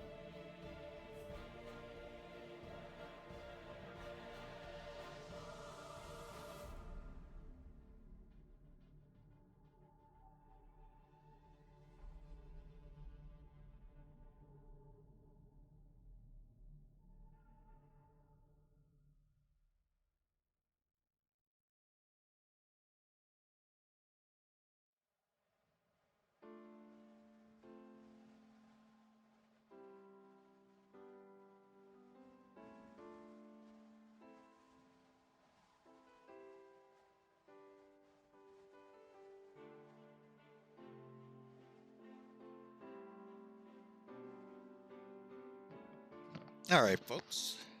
The CEO just got back from some errands with work she had to do. All right, so we were talking about Miami and the approaches. So where we're at down here at about an hour and a half or so away, we can actually select our approach and then program it into the FMC. We already have the FOW to arrival loaded. But how do we figure out what runways are in use there? It's right here, folks. Click this. What you're getting here is the real world arrival notice. Or ATIS, sorry, ATIS.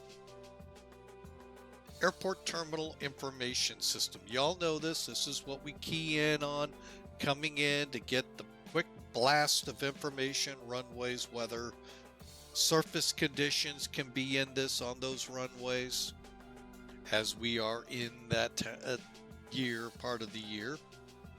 So a lot of information comes here, plus stuff about birds, any construction directly related to landing and operating, stuff like that. All right, so what they've done here at NavGraph Charts, combined both ATISs. They have one for departure, one for arrival. So the 26s, 2730 are active. And by the way, this is the real world ATIS currently broadcasting in Miami. 45 minutes ago is when it was put out. All right, approaches being conducted to parallel, converging, intersecting runways. So we can expect the ILS to 26 left. runway 27 or runway 30, RNAV or GPS, 226 right.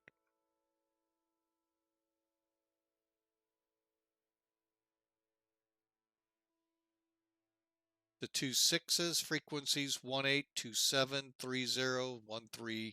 You see the different frequencies. Notices to the air missions. It's changed, folks. Taxiway Yankee 1. This is real world, by the way, folks. This is not VATSIM. This is not IVAO or Pilot's Edge. We're talking real. So you will find in the real world Yankee 1 closed between Yankee and Whiskey. 927 center line lights out of service. Now that's a key, folks, when you're in approaches, because that could restrict your RVR. So that's how we find out. I would like to shoot the 26 left, just because it gets us closer to our terminal. Although 27 is not much further. So it's really going to boil down to as if we have a controller, which I'm checking on right now. It does not appear so at this time. And no, we do not.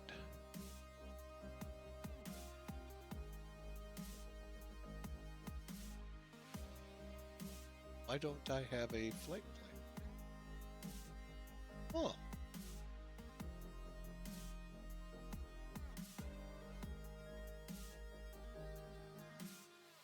Interesting. Don't have a flight plan in there. Let's see if that did it. If not, I'll have to disconnect and reconnect. So that gives you right there, folks, what you need for your arrival.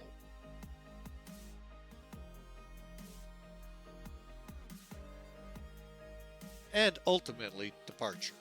So, all right, so let me go back to flights.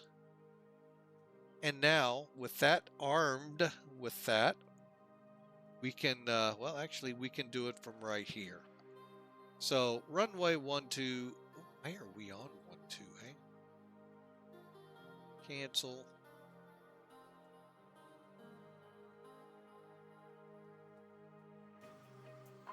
Okay, so we're going to aim for this, and our final approach.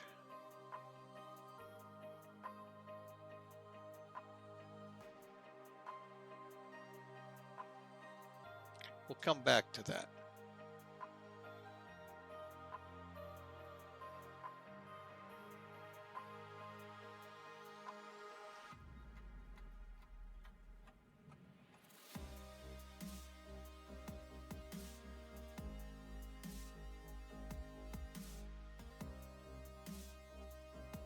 Okay, I'm not liking this so far.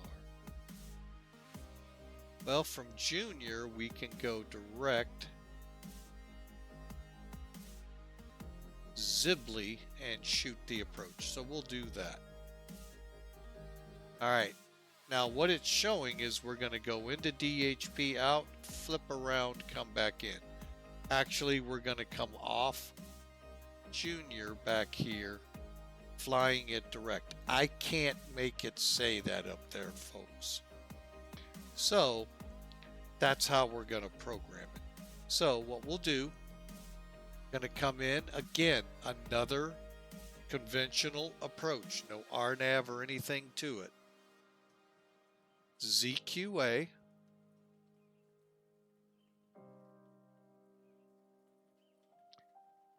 We're going to then head Lucas Fowl Jr.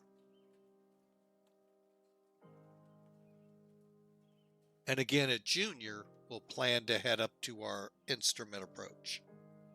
And by the way, I was wrong. It's Nassau, CQA.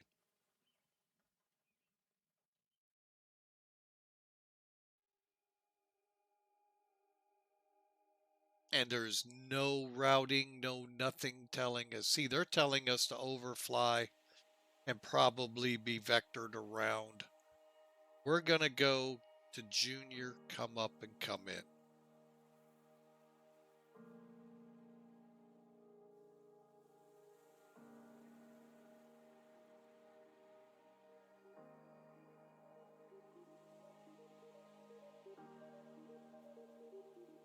Okay, so coming in, we'll come in at 18 miles out or closer. Flying in, Zibli is at 5,000 feet. Working our way to 14.6 right on down the line. Okay. D-ATIS. So actually, folks, you can pick this up on the web. We do have exclamation mark D-ATIS. D-ATIS is one word. That you can, excuse me, folks, that you can anywhere in the world pull up Miami, see what it's doing on the internet. Pretty cool. Miami approach tower ground. Now, our localizer will have to set this 109.1. Final approach course 270 will set in. And at Agler, which is 6.7 miles out, we got to be at 1,600 feet MSL. 1591 AGL. Parentheses are AGL bold MSL. Same thing here. Decision altitude 209 feet MSL, 200 feet above the ground. Airfield 9 feet. Bet you couldn't have guessed that, could you? All right, here's your missed approach up to Barbara. Here's the procedure.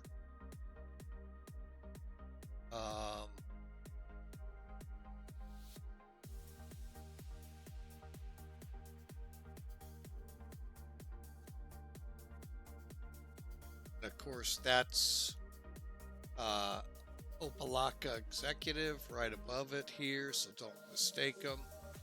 Again, 5,000, 4,000, 3,000 to our 1,600 at Agler, and we should be on the glide slope. All right. There is nothing down here specifying if the center lines are out, only if the approach lights are out. Some of them do. This one does not. So, for all categories, 209 feet is our decision altitude, as well as actually go with the 200 above ground. That's our ceiling limit, folks. If we get a METAR that's below 200 feet of broken or overcast, we can't fly this approach. Likewise, if we get in that report an RVR of 40 or of 39 or lower, or less than 3/4 of a mile, we have to either look for a different approach or go to an alternate.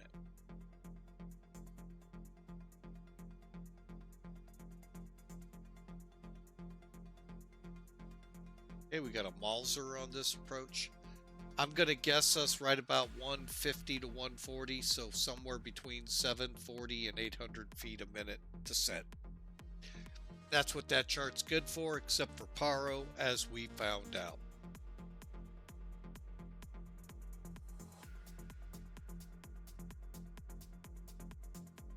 All right, folks, there you have our arrival brief. How we doing here?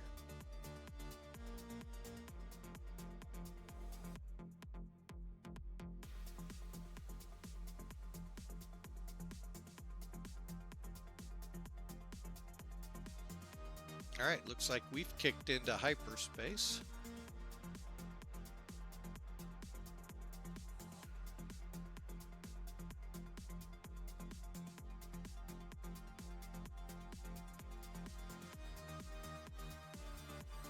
Oh, we're back out of it. All right, folks, we'll let you go. We got about an hour and 20 minutes to the airport. Looking at our information down here, we are 500 miles. Let me do some work here. We got to pull up charts again.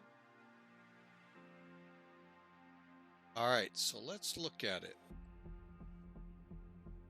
We're going to fly the 26 left. So let's go to departure arrival. Head over here to Miami arrival.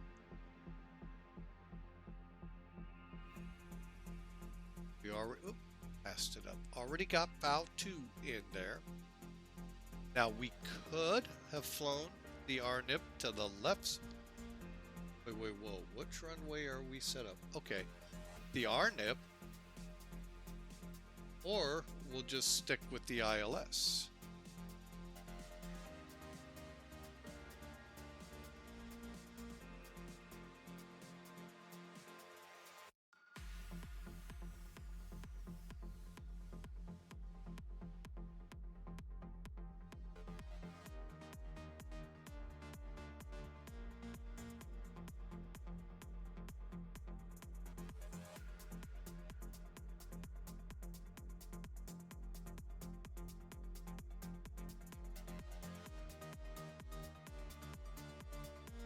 See how it adjusted? Agler is 16, not above. All right, so we've got everything set up. Let's just continue. Everything looks good. Oh, we're back into hyperspace.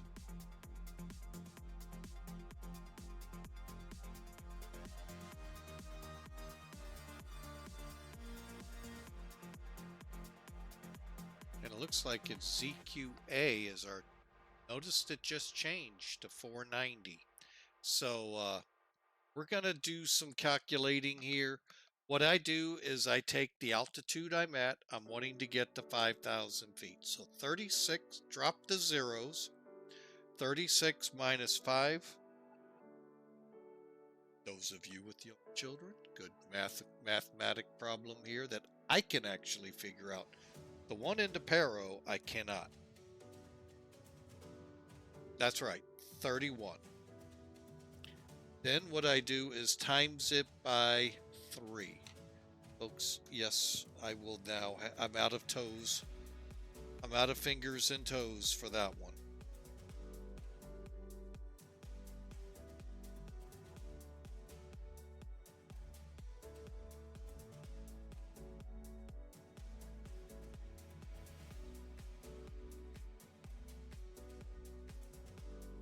So I'm finding my calculator. All right. 93, we're going to call it 100 miles out of Zilby.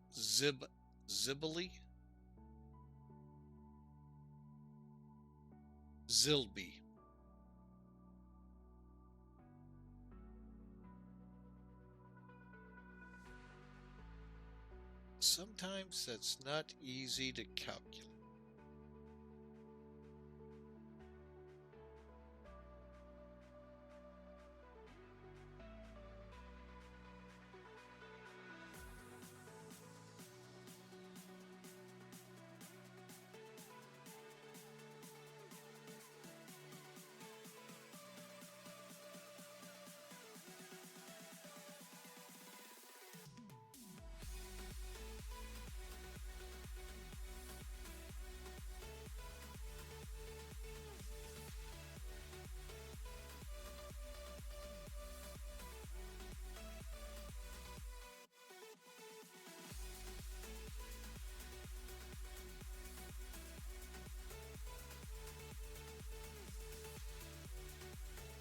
So that's 60.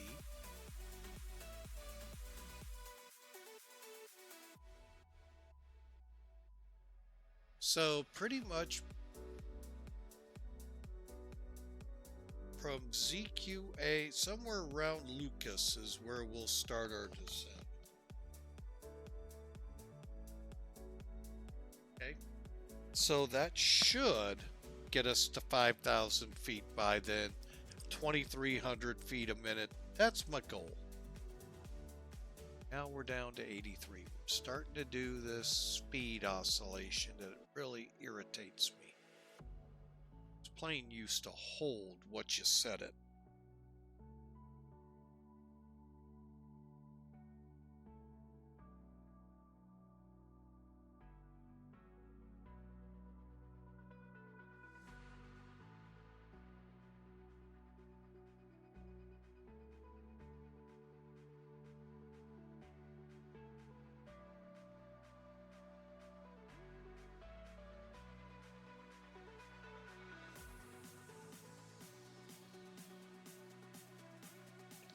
and I will be right back.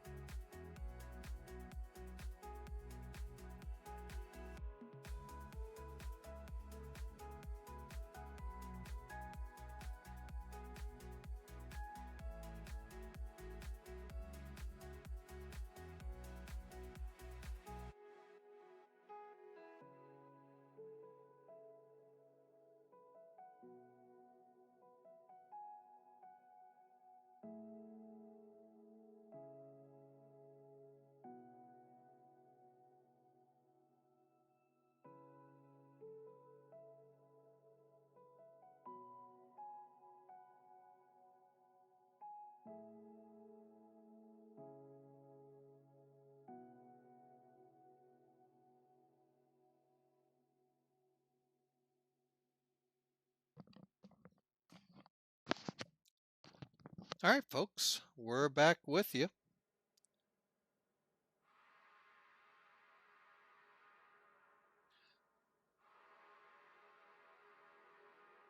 All right, let's see. Seeing these clouds and all that we've been to, let me bring charts in here again.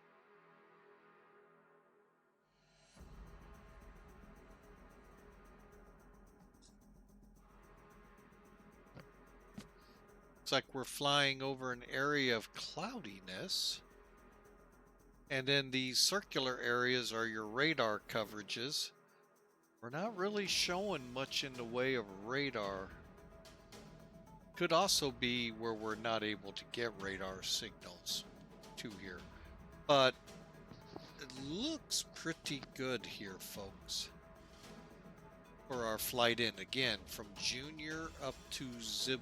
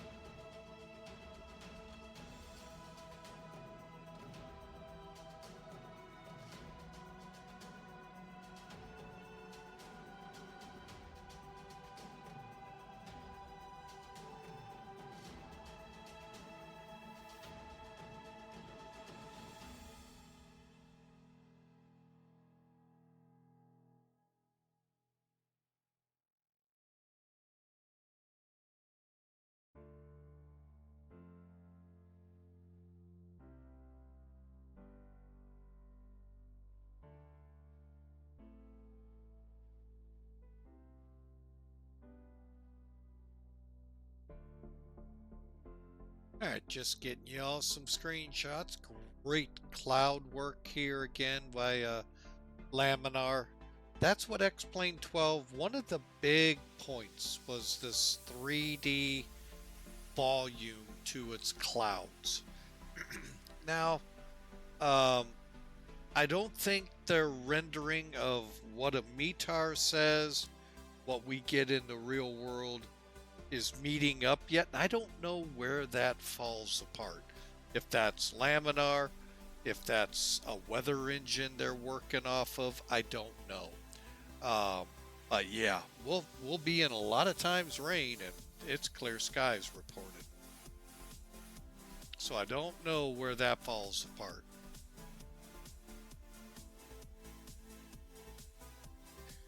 But then again, I've seen that in other simulators as well. So that's until I think I put, and that's something we're looking at, folks. And to the subscribers and donos in Swix Bits earlier today, that's where we put that money to, is trying to improve either what you see on the sim or a new aircraft or scenery or both or all three. And we are right now looking into something for the new year, be it a weather add-on, scenery add-ons, aircraft. There's a couple of aircraft that intrigue me out there, so we'll see what road we take here. Um, one of the big obstacles I had to get past was something at work, and I finally got past it. So, hence why this flight was supposed to happen last Monday, but studying and getting ready for it took priority. So, I kind of put it in the back burner and brought these flights forward this week. But we got past it. We finally passed that test, and on to the next challenge.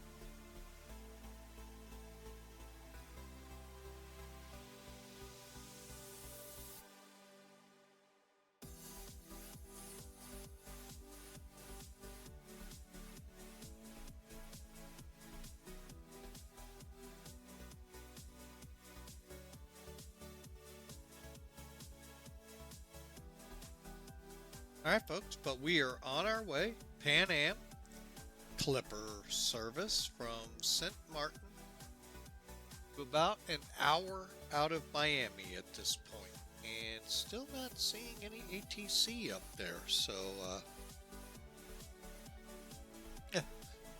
who knows? I was gonna crack a joke, but I thought, nah, not appropriate. So.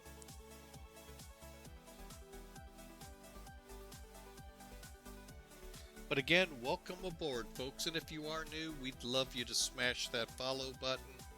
Follow us. We've got one more scheduled stream for this year. That's not going to be the last stream of the year. It could be, but more than likely won't. But the last one that I'm scheduling ahead of time so you all know when it's going to be. In between time between Christmas and New Year's is always kind of a dicey time because families are usually still in. You just don't know what to expect and how much time. So we're going to just leave it open. So I, just might pop in. But starting the first week of the new year, we'll have a schedule posted for you, and you'll know what we're flying. So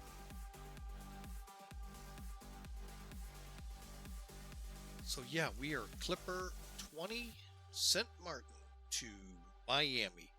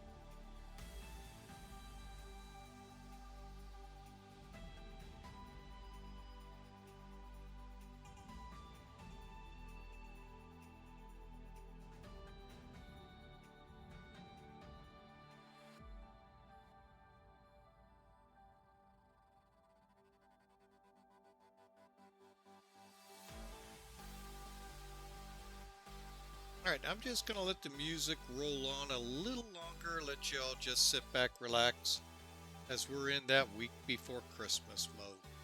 So, and I do appreciate you taking some time out of the hustle and bustle of the Christmas shopping season.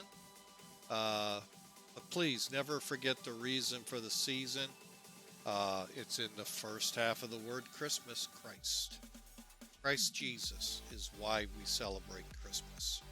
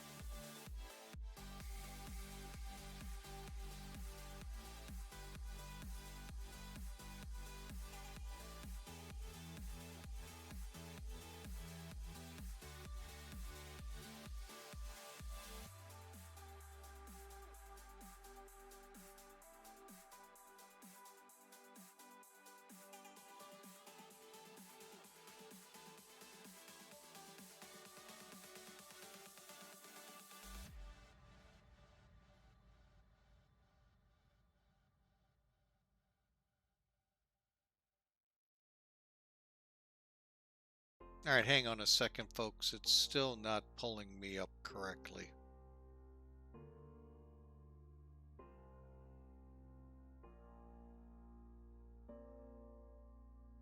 Give it a few seconds and we'll check in on it.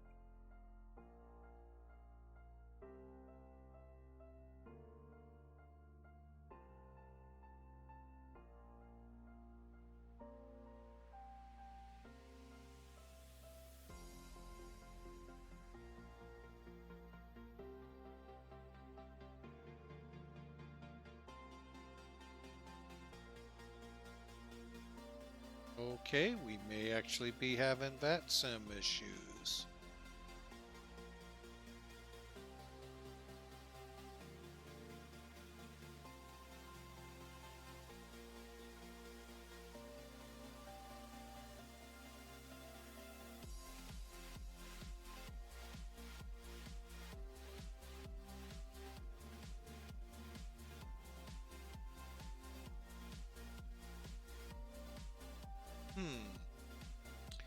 These are the things with VATSIM that I don't like.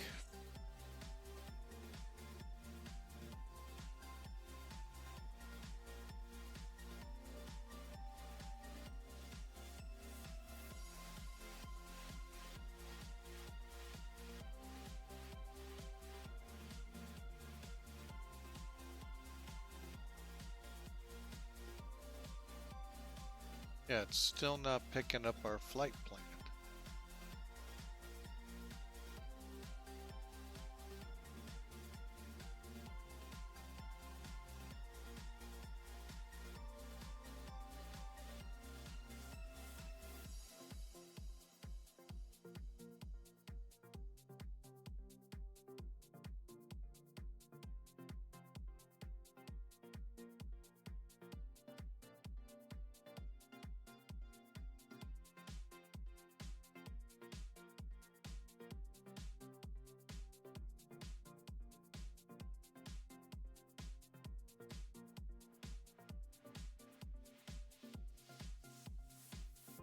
Okay, bear with me a second here, folks. I'm gonna try this again.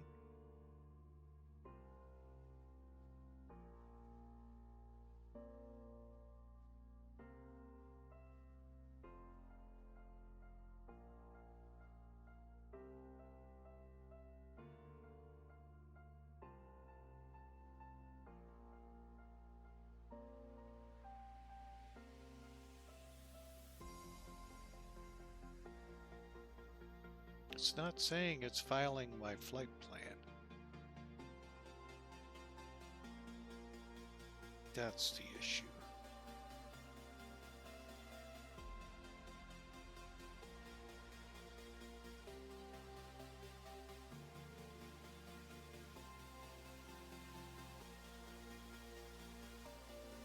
Aha!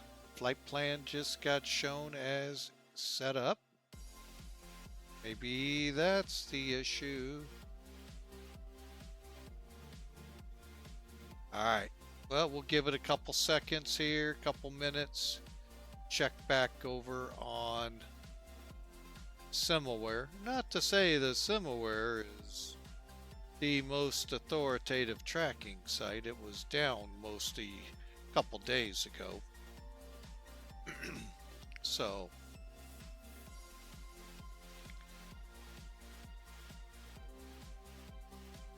my computer over here just loves to give me some fun. All right, let's see if... Okay, it's got us off the map.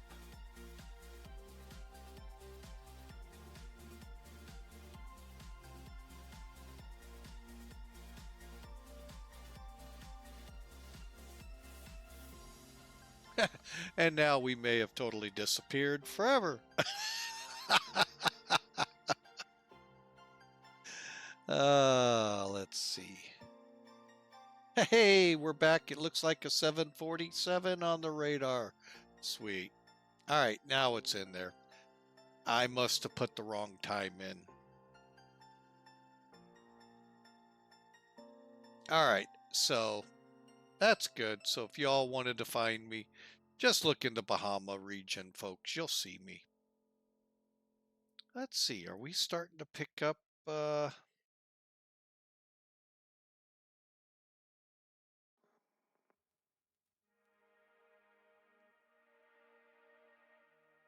Okay, we're 240 miles from Nassau.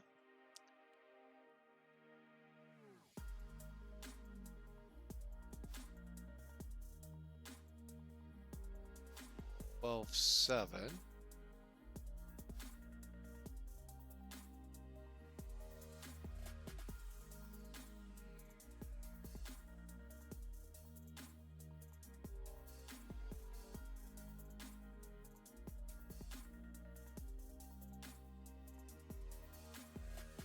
They talk about another kind of world.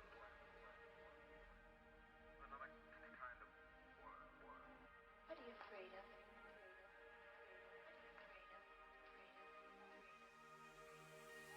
I'm lost in old ways. I'm not afraid.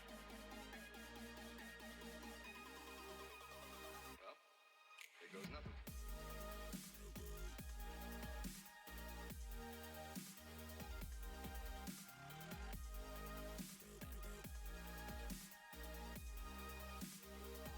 All right, about 50 minutes out of Miami.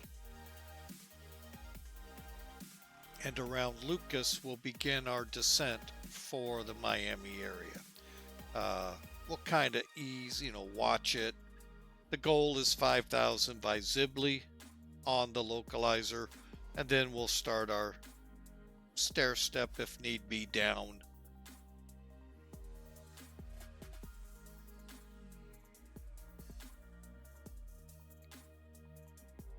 I'm going to wait till we're about 50 miles out of Nassau, and then we'll begin setting up our performance into Miami. Now, we can run checklists in. Problem is, it's all the way down to when you're turning final and locking down the landing gear, flaps, the whole 9 yards. So I kind of wait.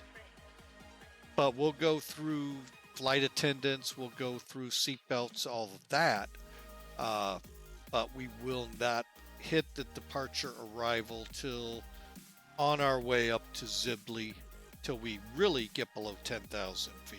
But we can run some of it, and you'll see how we'll do it. But again, thanks for flying with us. Thanks for spending some of your very valuable time this time of the year. Everyone's busy. I get it. And thank you for sparing some time to check in with us.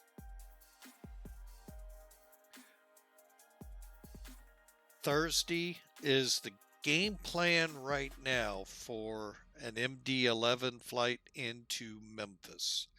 You want to check out where we're going, look down below in the About, it'll tell you, and the schedule, or head over to our Discord. And thank you there, Insuit. Welcome back. And again, thanks for the 100 bits. That always comes in handy, as I'm right now just about ready to make that decision on what we're going to add to the simulator here. But thanks, and I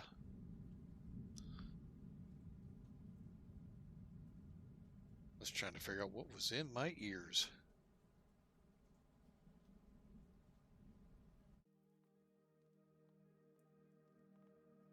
All right, so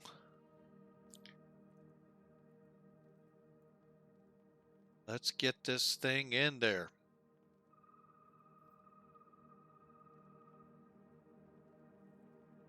And folks, if you are looking to a virtual airline, don't look very far. Pan Am Virtual is a great place to come to and fly the classics. You got Pan Am and all of her classics, the 727, the A300, the 747 that we're flying, plus the DC-3. We have routes for it. And as aircraft become available for the others that Pan Am knew, like the 707. Well, there is a 707-100 out there. We have flown it, haven't in a while. We may crank it up out of the hangar. And by the way, that aircraft is free. We may also crank up a few others and have some fun with Pan American. Also within Pan Am is, of all entities, TWA, their nemesis. So you have both sides of the pendulum to fly. Also, Atlas is there. And if you're into digital combat sim, the group also has a combat sim squadron for you if you're into that to join as well. So come aboard, great bunch of people, great technology. This platform unfortunately didn't work for us at the start. I'm tracking it via handwriting it right now the old-fashioned way. But it'll get the trick, and I can file it at the end. But great software, great technology here, great website. Just need you to join. So come on over, check it out. Here's the website for you.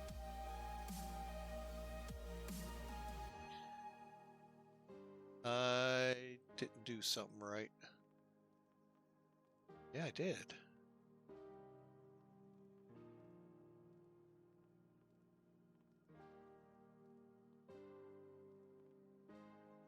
Oh, there it is. Just decided to be finicky and take its time coming to you. www.crew.pavirtual.com. Check them out, folks.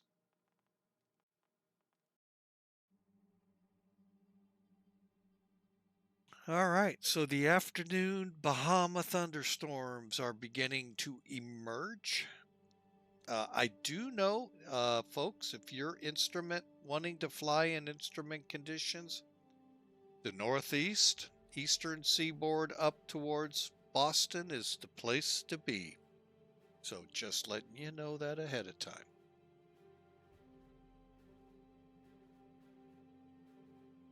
Kind of a pre-season nor'easter headed up that way. So a lot of rain. Which is how most of us prefer winter to be, rain.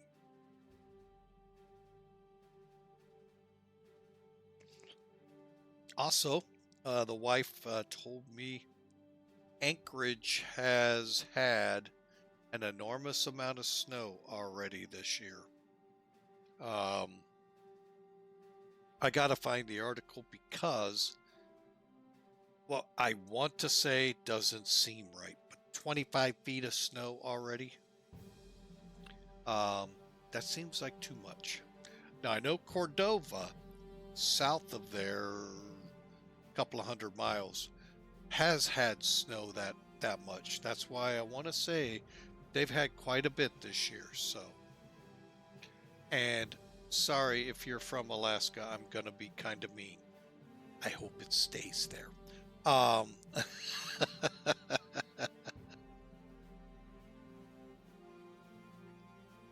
So, all right. I really don't want to deal with snow at the airport.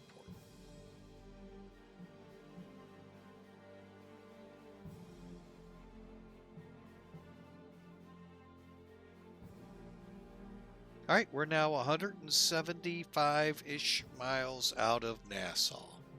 So let's head over here and let's go ahead and start working up our performance numbers. Click landing. Load sheet again. That'll get us our landing weight and calculated CG. Now let's work on the particulars.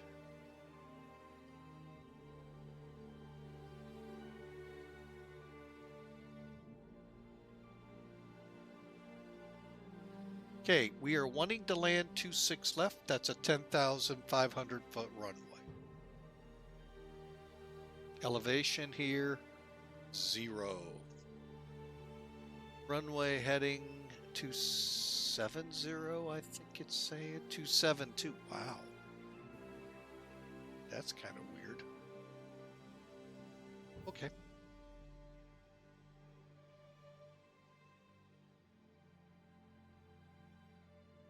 And slope.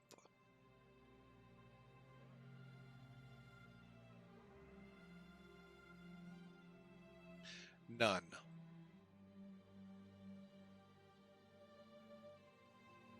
Okay, runway's dry. Now, let's go to the METAR. Winds are variable, so that's gonna be 6 knots. We'll look at the ATIS. What do we got? 2989. And bear with me here a second. I am going to come off the METAR and see if...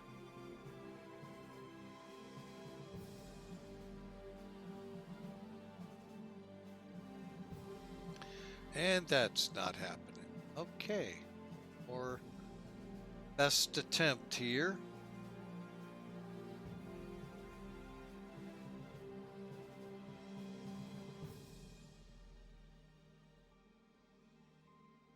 All right, we're going to go 300. That's 6. I don't know why it's not wanting to give us an actual number. All right, so out of that, you can see if I set my speed bugs, F5, 1, 5, 10, 20, 25, and 30 will be set. Our VREF is planned to be 131, 140, our approach speed. 5,000s. Let's go with 5,000 feet of runway. So we'll set in for medium on our brakes.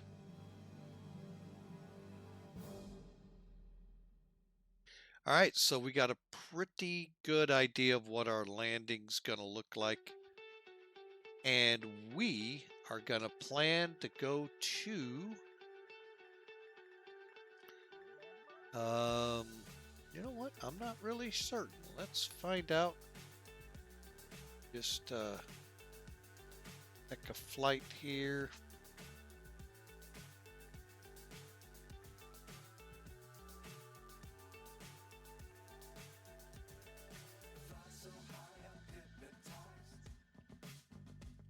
What's up is down, what's left is right.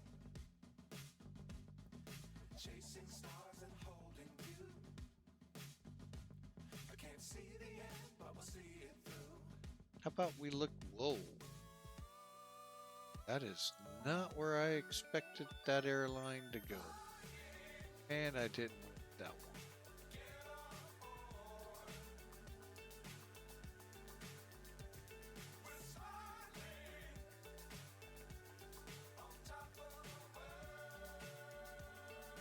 We'll head for the H concourse, number 7.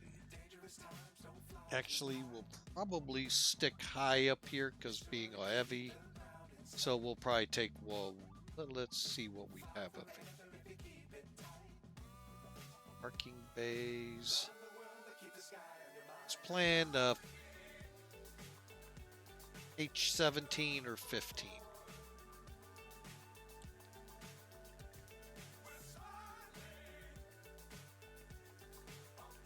All right, so there you have it, folks. We got all our numbers in. We're all set, ready to bring this, bring the Queen into Miami.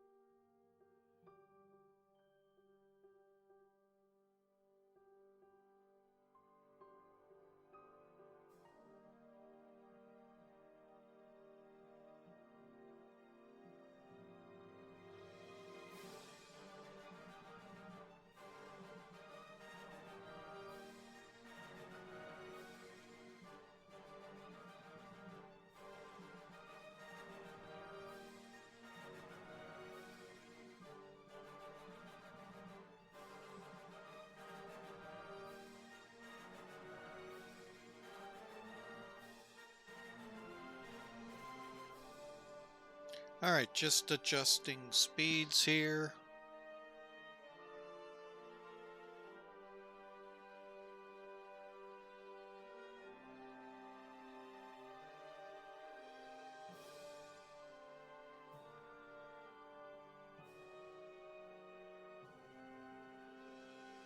Really still not sure why it doesn't hold. Oh well. Anyway, folks, we are on our way. We're about 40 miles from Nassau, which is the start of the FAO 2 arrival. A lot of traffic in and around the area.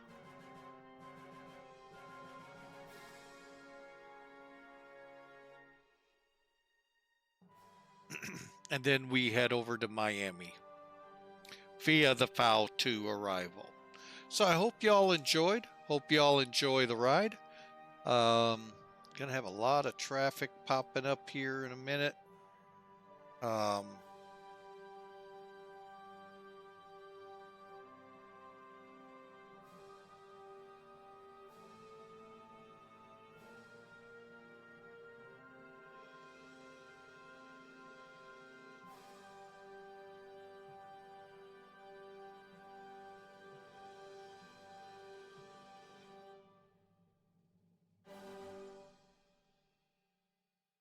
Let's take a look outside.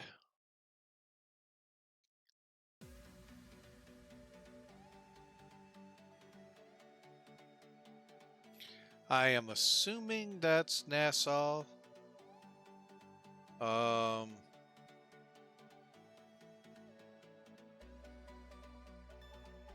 got aircraft at 18,000, but I didn't see a flight plan attributed to him. Oh no, he's coming in from St. Croix, descending down for landing. Rather abruptly, I might add. But that's okay. We also have a 208.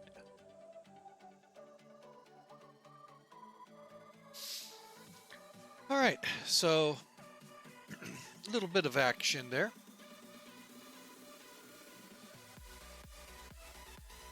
All right for this airport, which is actually, I think, more up in this region of it. But again, I don't fly Nassau a lot.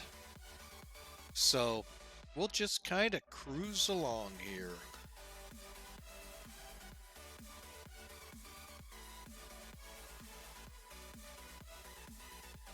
Home to Atlantis.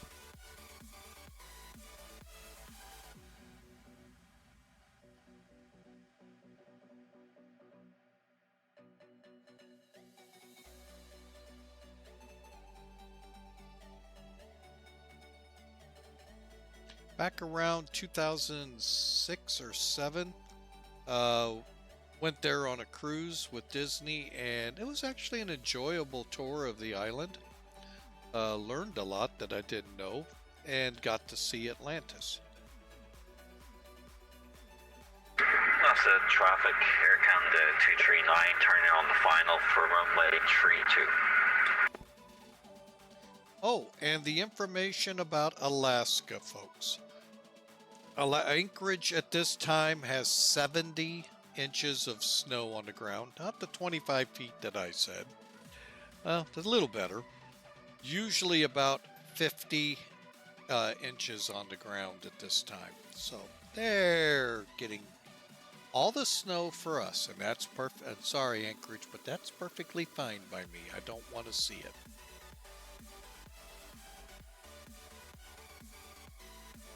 So hopefully it stays there and just shows up here. Number 121 Hotel Golf Right Base, runway 32, Nassau.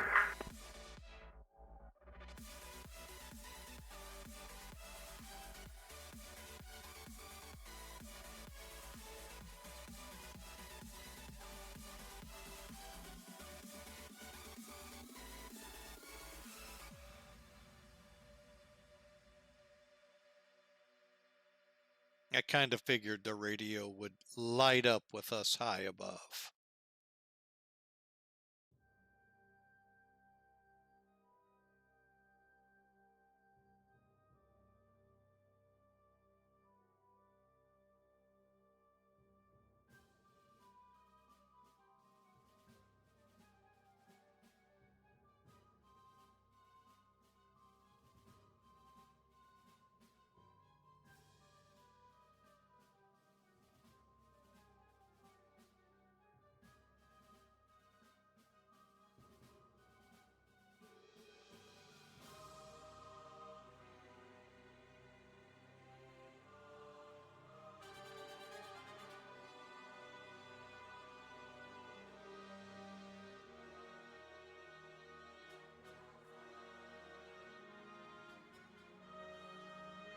All right, looking at our speed, and again, we are slow. Oh no, we're not. We're fast, actually.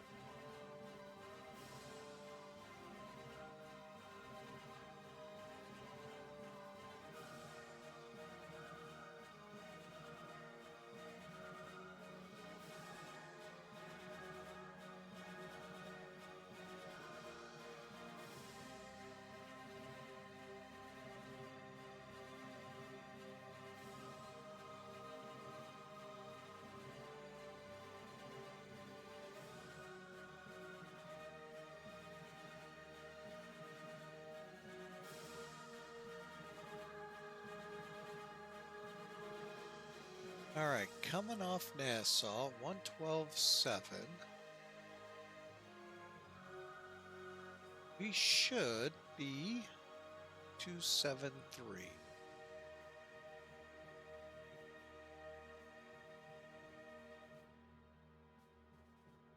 Works for me.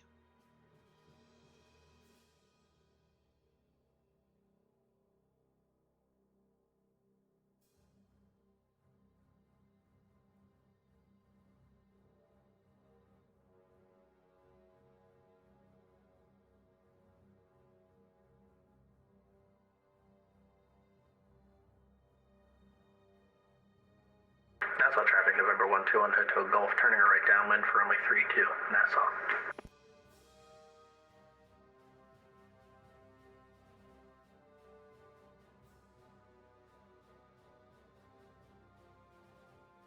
All right, folks, we're 140 miles away from Miami. Top of descent, about 40 miles out. We're on altitude hold.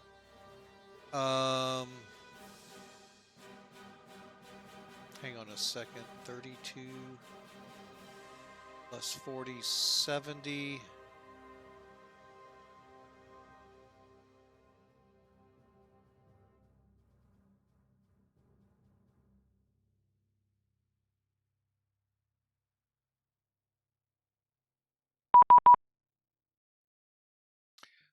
Go figure, Miami. Let me get my descent started.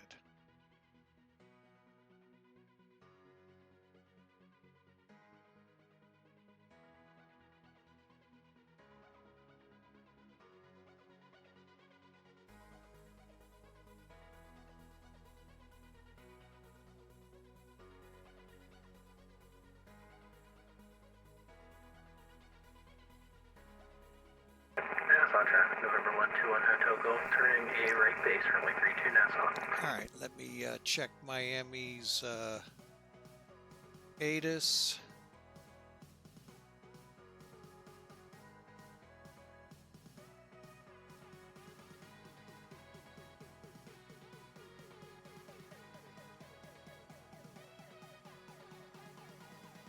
Foxtrot. Okay. And they are up on 35.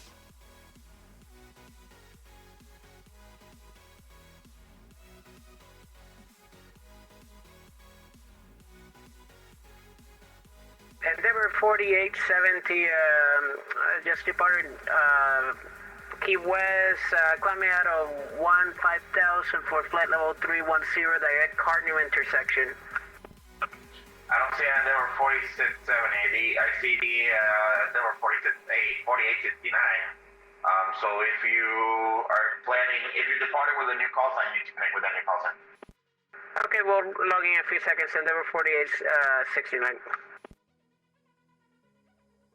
What was that for United 4689, Orlando? You were blocked. Landing at Orlando, I do not control Orlando Airport. That is Jacksonville Center, and they're not online, so Unicom, good day. Okay, thank you for United 4689. And Miami Center, Endeavor 4870 with you again online. Climbing out of flight level 180 for 310, direct Cardinal.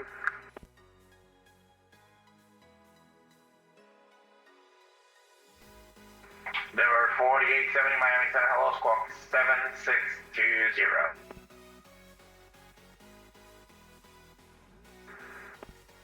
At 7620 for Endeavor 4870.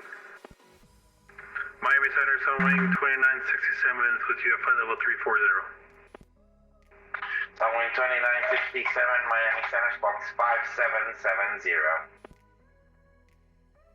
5770 for Sunwing 2967.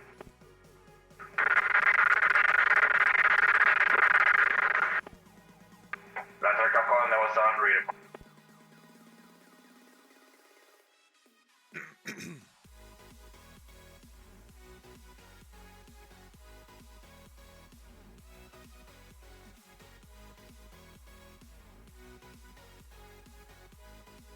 Miami Center, Clipper 20 Heavy with you, descending through flight level 300 for 5,000 on the FOW 2 for 26 left. Clipper 20 Miami Center, hello, squawk 4227. 4227, Clipper 20. Devil 1767 Miami Center, hello, squawk 2512.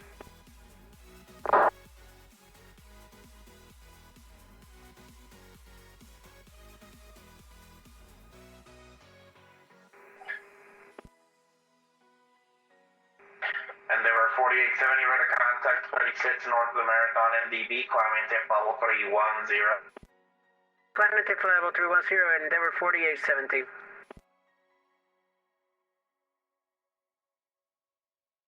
Devil 1767 radar contact about 15 west of the Fort Lauderdale Airport. Expect the ILS runway 28 right approach, Fort Lauderdale altimeter 2987.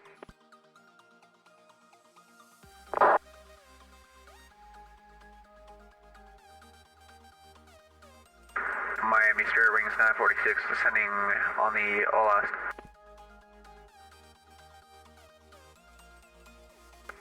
Spirit Wings 946, Miami Center, squawk 4574, 4574.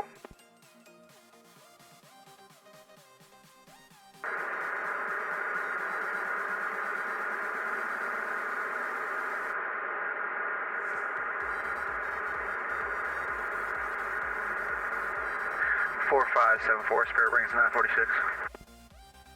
Clipper 20 cross Juner at 12,000 Miami altimeter 2989er. Information Foxtrot is here. Clipper 20 copies, Juner at 12,000, and we have Foxtrot.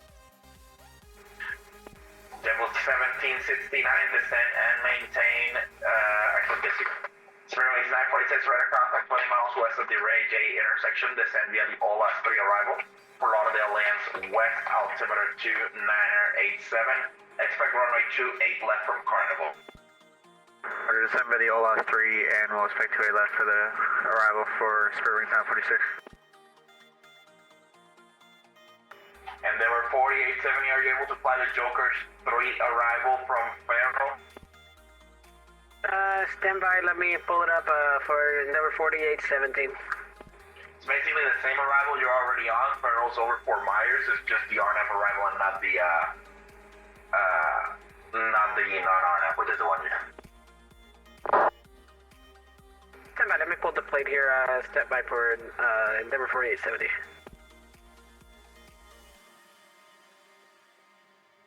Sunwing 2967, you're at a contact over the Treasure VR, maintain level 340.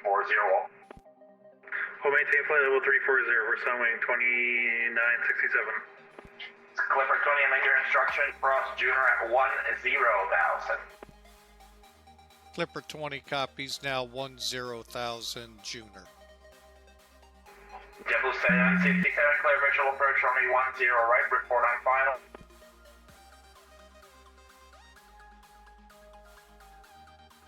And Miami Center, Endeavor 4870, yep, we can take the Joker's 3 arrival, just need the intersection where to go initially.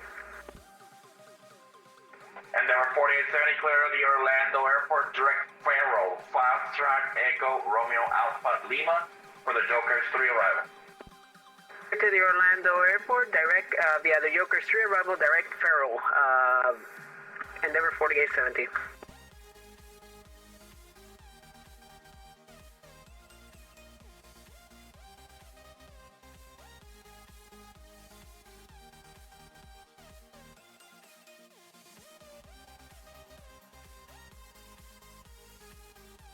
All right, folks, we are, as you can tell, descending. I'm going to go ahead and pull back a little bit. I wanted to get us into the descent so we could try to do what we have planned. He'll be the one to for sure set us on to it. Let me see. I was getting ready. Oh, I am on speed. Okay.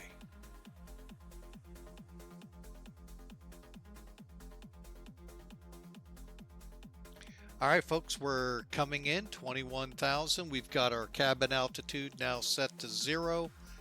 And we are going to still need speed brakes. I'm going to go ahead and set us to 290.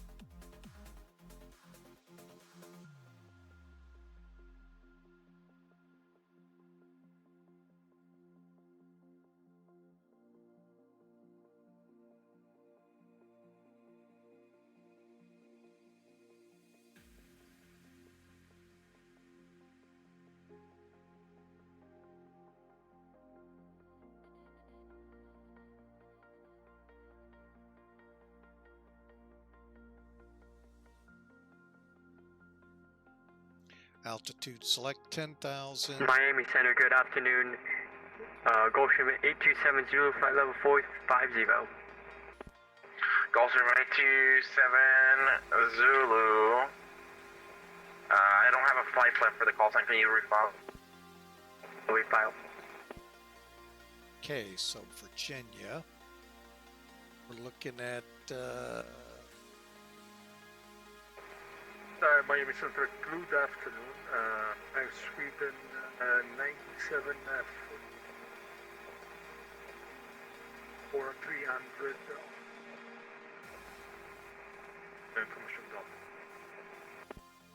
Air Sweden 9742, Miami Center, squawk 1563. That will be 1563 in the box for 73. Miami Center, good afternoon, Delta 2254, sending out a 11,000, approximately 25 miles to the southeast of Sarasota on the Bullfrog 2 arrival.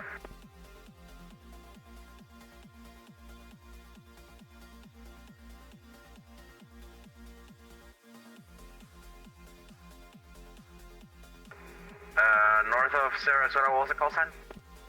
Delta 2254 southeast of Sarasota, about 25 miles. Delta 2254, you're ready to contact squawk 5346.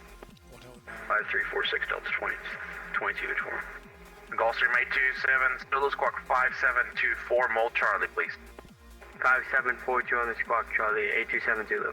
And that's 5624, 5624. 5624, my apologies. No worries. Air Sweden 9742, radar contact over the date, intersection, descend via the dates 1 arrival. Expect runway 1 left ILS approach, the Tampa altimeter 29902. I think it's with 29992, where we could. I think 1 left approach for Air Sweden 97.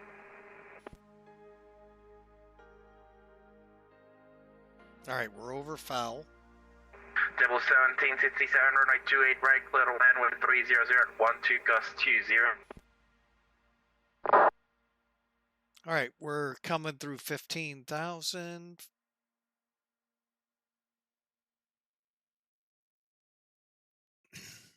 All right, so this is working out pretty good.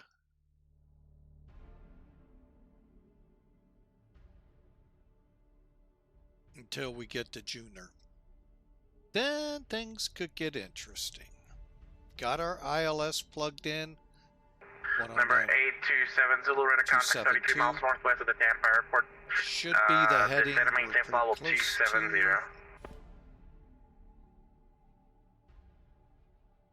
Okay. 317. I didn't think would do it, but it appears to be.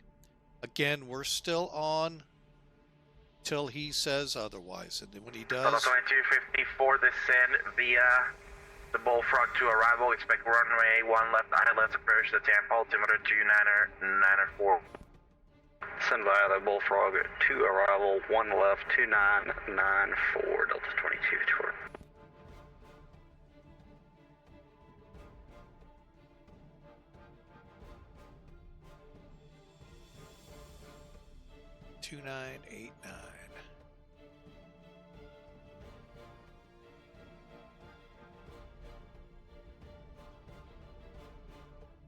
Endeavor 4870 descend via the Joker's 3 arrival. Orlando, let's see. Orlando should be landing north. Yeah, they should. Altimeter in Orlando 2989. 2989, descend via the Joker's 2, correction. Joker's 3 arrival, Orlando 19 north for Endeavor 4870.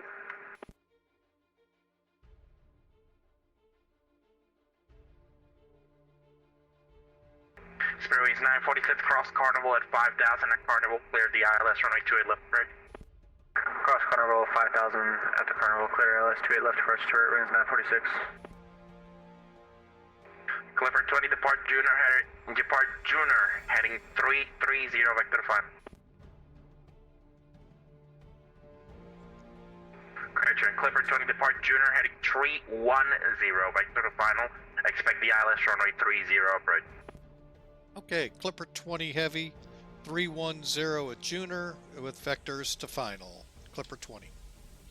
And expect the ILS runway 30 approach, altimeter 2989. Copy. ILS now 30 instead of 26. Yeah, you're coming in from the south. If I got to take you through 2 sits, that would mean I would have to cross 4 runways. I mean, I can give you 2 sits left if you like, but it's going to be a longer approach for you, so it's your choice. We'll go for 30. We were just set up for 26 right like we called in. No problem. We'll get changed. Are you RNF capable for Clipper 20?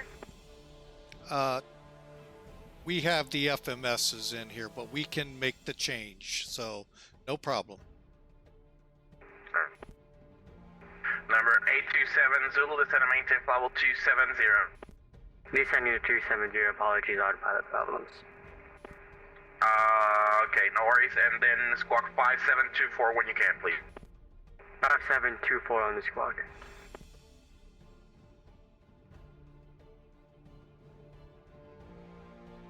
Songwing 2967, clear direct Fundy.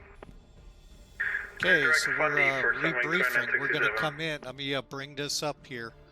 Welcome to why I'm not a fan of welcome good to old Fort Lauderdale. VATSIM. We'll continue on Bravo, Tango to the ramp. Good day.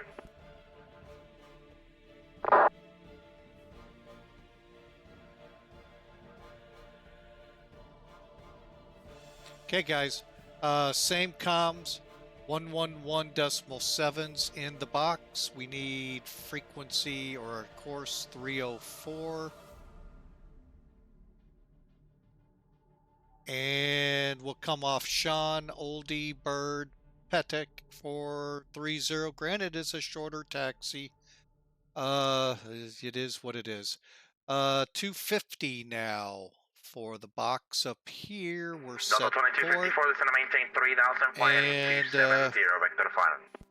3000, 270, reconfigure my Delta 2254. landing data real quick. How far to Junior? Okay. Reconfigured for 9,000. Gulfstream 27 Zulu, cross Tiny at 1000 for Myers, altimeter 2993. Tiny at 1000, thank you for the altimeter, 8270. 9,400, we'll call it 300. 0 heading now 300. Miami Center. So we're going to use 5,400 feet of runway still. Requesting our far to Baltimore. Checking 290 at 8. All right, so temperature 22. All right, so 22. 7,300, 5,600, 6 feet. Still 130, and we're reconfigured now. Tell you Solo these. 2051, you're 10 miles from Lagoo, turn right heading 330, maintain 3,000 to establish cliff the Alice running 1 left approach. 30 to join 3,000 till Status clear to the Alice running Juno. 1 left approach, Delta 2254, thank you. Alright, so I didn't show you the charts. Sorry folks, real quick. Don't have a lot of time here. We at Juner?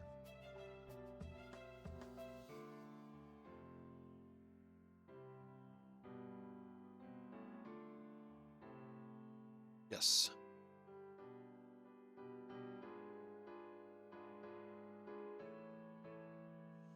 Okay. Real quick, folks, new configuration. You'll see us up here. We're coming off Juner, now headed towards 30. My bad, we missed the flip off here. All right, so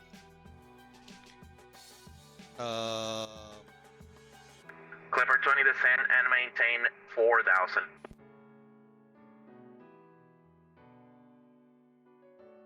Clipper 20 leaving 10,000 for 4,000.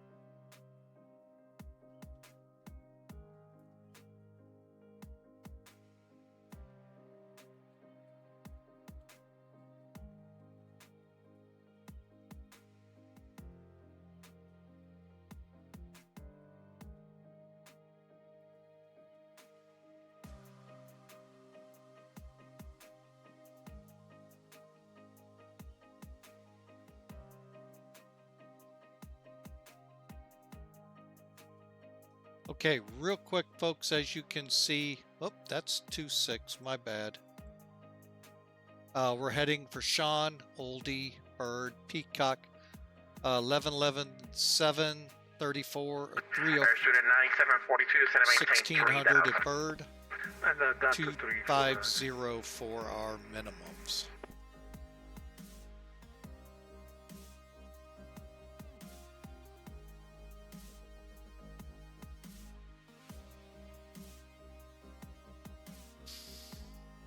Okay, real quick.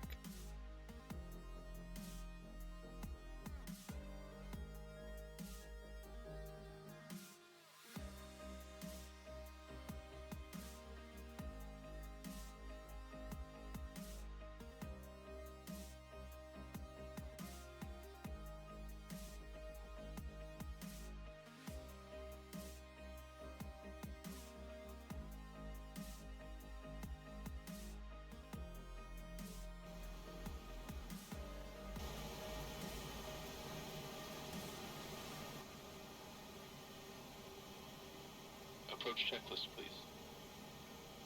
Seatbelts and shoulder harness. Check. Seatbelts and no smoking signs. On. Anti-ice. Off. Exterior lights. Check. Outer brakes. Hold on. Low. Radio INS switch. Delta 2254, runway 1 left, clear to land with 300 at 10. Check. Brake pressure. Clear land, runway 1 left, Delta 2254, thank you. Airspeed at 9742, turn right heading 270, vector to final approach course. Right down 270 vectors for my approach codes for 1000 level off.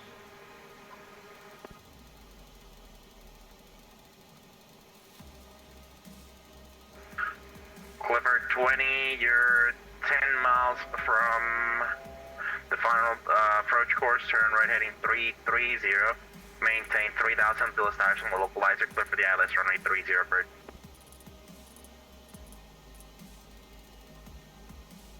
Okay, Clipper 20 Heavy turning 330 to intercept the ILS 30, descending down to 3000. Clipper 20. Miami Center, executive 224, radio taxi. Subject 224, formation Foxtrot current, runway 10 left. Taxi via Whiskey Alpha. 10 left, Whiskey Alpha with information Foxtrot, thank you. 0, 1, 2, set and cross-check. Landing data, EPR, and airspeed bugs. Set and cross-check. Seatbelts and shoulder harness. Check. Fuel pump. Gulfstream 27 will expect the visual approach runway 24. The Fort Myers altimeter 293. Go around. Expect the visual 24, 2993, thank you, 827 Zulu. A student 9742, you're 5 miles from Selman, turn right heading 330. Maintain 2,600 until established, clear for the ILS runway 1 left approach. 330, 3000 to establish, should we left approach for Street and 9. Total 2254, welcome to Tampa. You're going to Earthside Echo. Paper. 2254, Victor to the ramp, good day. Localizer alive. Victor to the ramp. Delta 24, take care, man, too.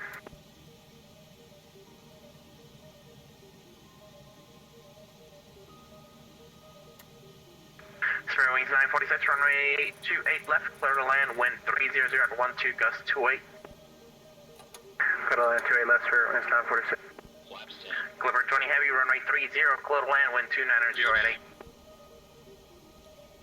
Clear to land 30, Clipper 20 Heavy. Good afternoon, Miami Center.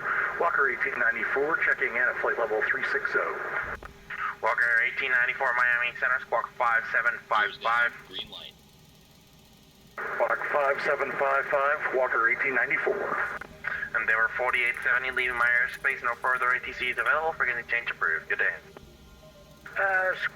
Frequency change approved, radar service terminated for Endeavor 4870, thank you.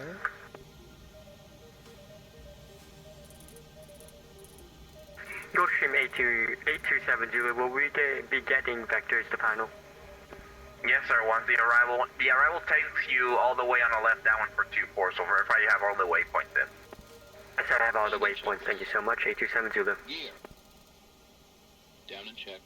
Down and check. Flaps. Airspeed at 9742, runway 1 left, clear to land, wind 300 at 10. Thank you, sir. Clear to left, 1 left, 2, and 1 left, with next. Flaps 25. Flaps 25. Miami Center South 5796, movie passing for level 290 for 350. And that's it. Colors 5796, Miami Center, squawk 4207. 4207 South 5796. And cross check. Flaps 30. Good afternoon, Miami Center. This is November 1 to Whiskey Cessna 172 at the Melbourne International Airport. I would like to request IFR clearance to the Miami Executive Airport. Over.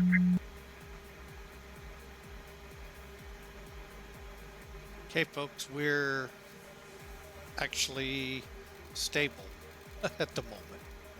Okay. Almost went unstable as my coffee almost spilled. Aircraft calling at Melbourne Airport. I do not control that airport. That is Orlando approach, and they're not online, so you can monitor Unicom 228. Roger.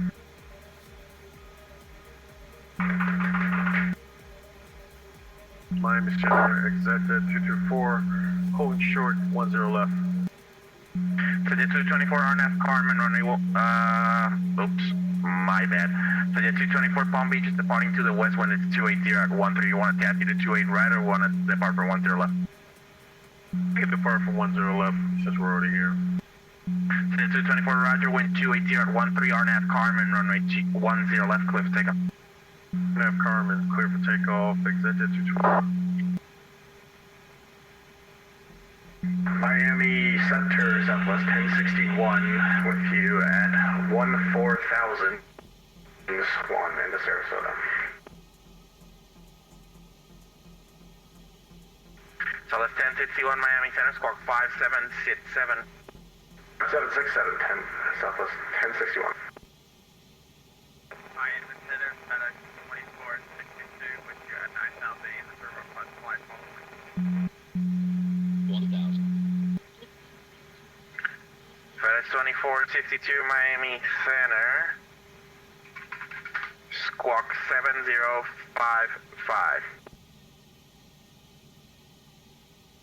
Squawk 7055, FedEx 2462. Over and out.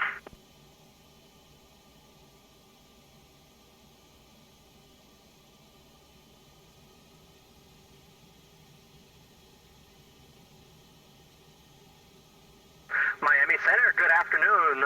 Are you controlling Patrick's Air Force Base? 500. What's the identifier for that?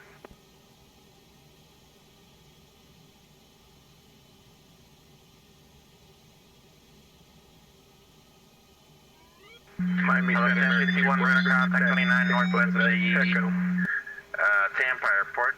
The Sarasota altimeter is 2993. You can expect the visual approach on 32. 40, 30, 20. 3 visual approach 32, Southwest 1061.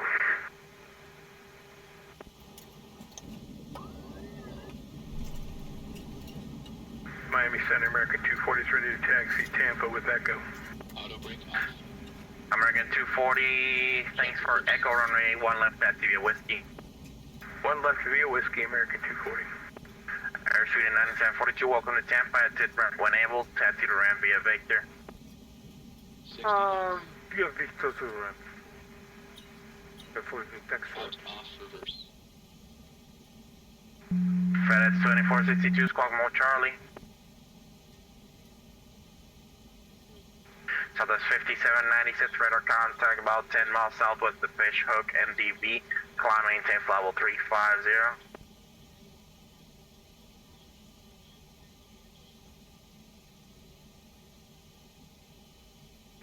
FedEx 2462, radar contact 54 miles southwest of the Key West Airport, the Key West altimeter 29993, say aircraft type and destination.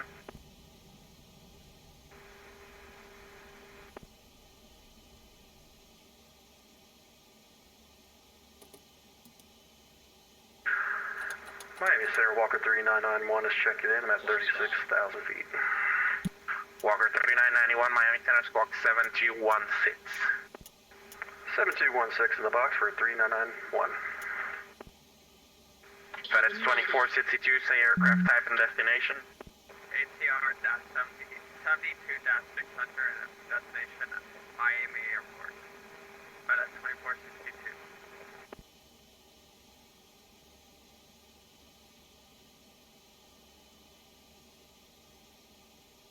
Copy, thanks. Miami Center, Clipper 20's off runway 30 on Papa, like taxi to the hotel concourse. Clipper 20, you can taxi to the ramp via Papa Zulu, Quebec. Papa Zulu, Quebec, Clipper 20. Sunwing 2967, departing my airspace, no further ATC available for exchange through. On to en route frequency for Sunwing 2967.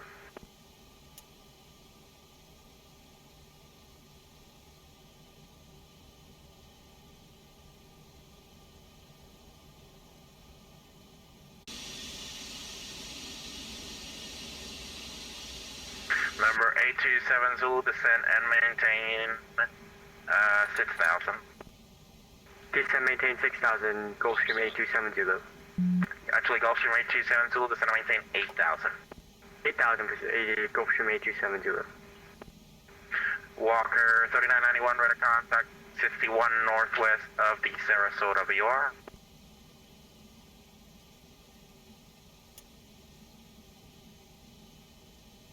American 240, runway 1 left, clear for takeoff, wind 300 and 10. Clear for takeoff, 1 left, American 240.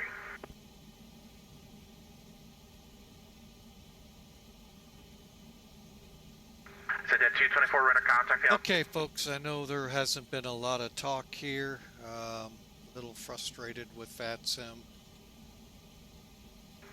Check at 224, climbing temp level 410, say altitude Not a great leaving. approach. Or leaving Felt like my 2,000 now throttles for weren't 410, closing again, so 224. I popped the switch here on the auto throttle.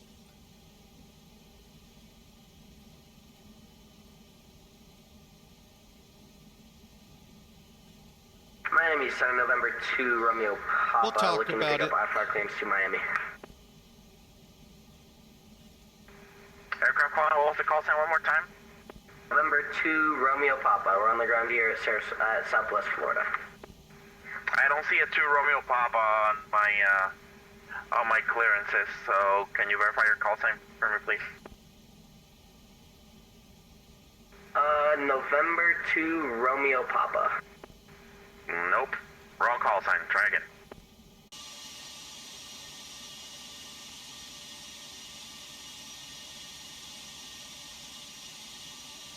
Just refiled. You should be seeing us now. November 2 Romeo Papa. I see a November 2 Romeo Papa now in the clearances. I don't see a November 2 Romeo Papa connected.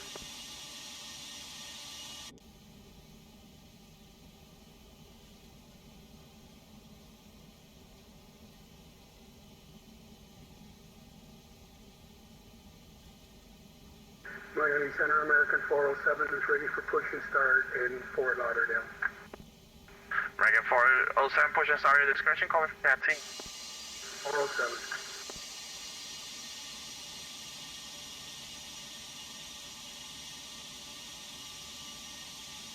Miami Center, American 240 is airborne. 1,000 for 6,000. American 240, Miami Center, radar contact, turn left heading 270, climb maintain 12,000. 270 and 12,000, American 240.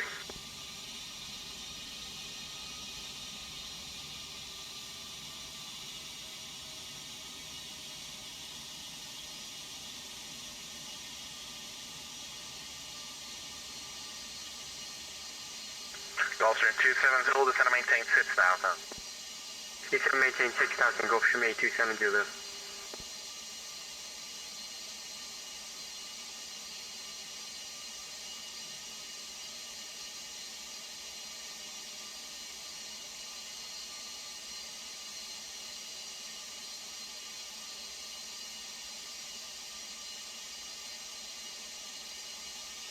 Southwest 1061, Sarasota Airport, 12 o'clock, in about 15 miles. Let me know when you have it. We'll let you know when we have the field, Southwest 1061. Miami Center, November 2 Romeo Papa. You should be seeing us now. We filed the wrong call sign. Sorry about that. There we go. You would figure it out eventually. Number 2 Romeo Papa, Miami Center, clear to Miami Airport.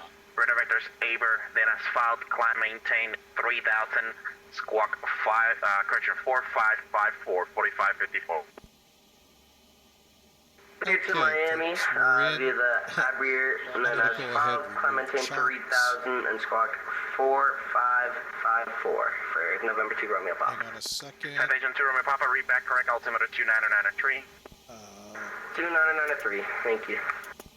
Gulfstream 270, descend and maintain 3,000 on that heading. You should see Fort Myers Airport up here 10 to 11 o'clock in about 10 miles. Let me know when you have it in sight. Let you know when we have it in sight, down to 3,000, 270. Level 1061, field in sight, 20 at 1 miles. So the 1061, clear visual approach only 32, report on final. Clear visual 32, low report final, South 1061. American 240, clear direct Rossi, climb and maintain, flight level 320 for TREF. Flight level 320, direct Rossi, American 240. So that's 20, correction, South 5796, pilot's discretion, descend and maintain, flight level 240. Pilot's discretion, descend and maintain, flight level 240, South 576. From 837 Zulu field in sight. Was that Gulfstream 27 Zulu? Sir, Gulfstream 27 Zulu field in sight.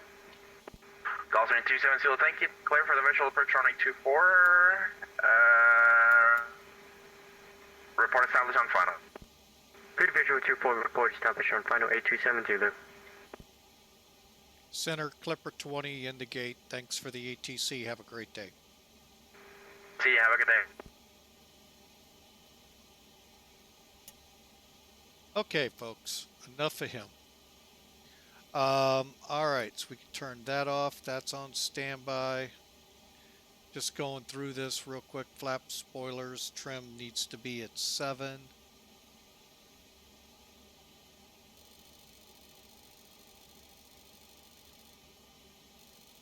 Okay, and I think we're good. Outflow. Oh yeah, we got a couple things over here. We're empty.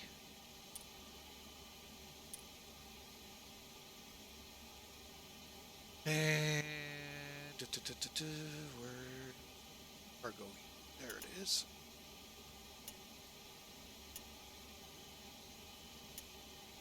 All right.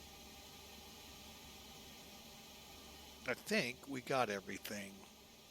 Oh, no, we don't.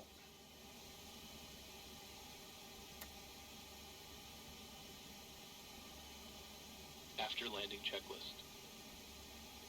Brake pressure. Check. Body gear steering. Arm. Outer brakes. Off. Ignition. Off. Engine and wing anti-ice. Off. Radar and transponder. Standby. Flaps. Up. Spoilers. Down. Stabilizer trim. 7 units. Outflow valves. Open. Pressurization mode selector. Manual. Aft cargo heat. Off. APU. Check. Checklist completed. Okay, first thing, let's get these engines down.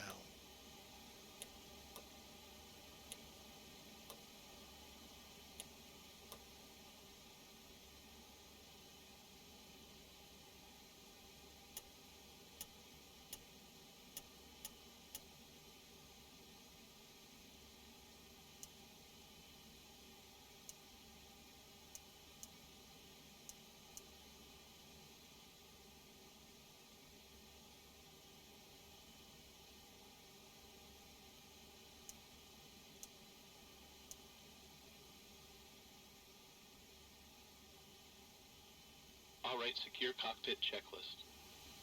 Brakes. Damn.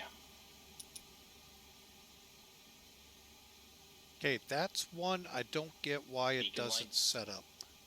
Damn.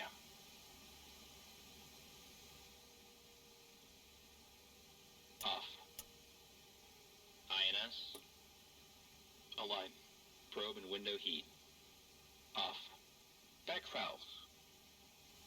This. Check. Fuel boost pumps. Let's see. Off. Reserve tank valves. Closed. Hydraulic panel. This. Check. Oxygen. Check. Flight recorder. Off. Emergency lights. Off. Radar. Off.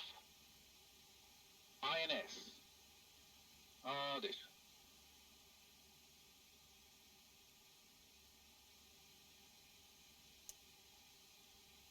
Off. Radio switches. This. Checklist completed. All right, folks. Phew, got all that crap done. All right. Well, we'll talk this through now. We had some troubles on this approach. We've been having them lately. It's a problem where we get within where we're ready to touch down and we can't get the auto throttles to come off.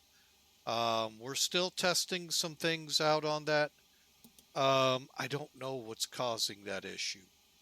But anyway, it is what it is. Not much we can do until I figure out if it's just a me issue that's just not grasping what it's wanting or what.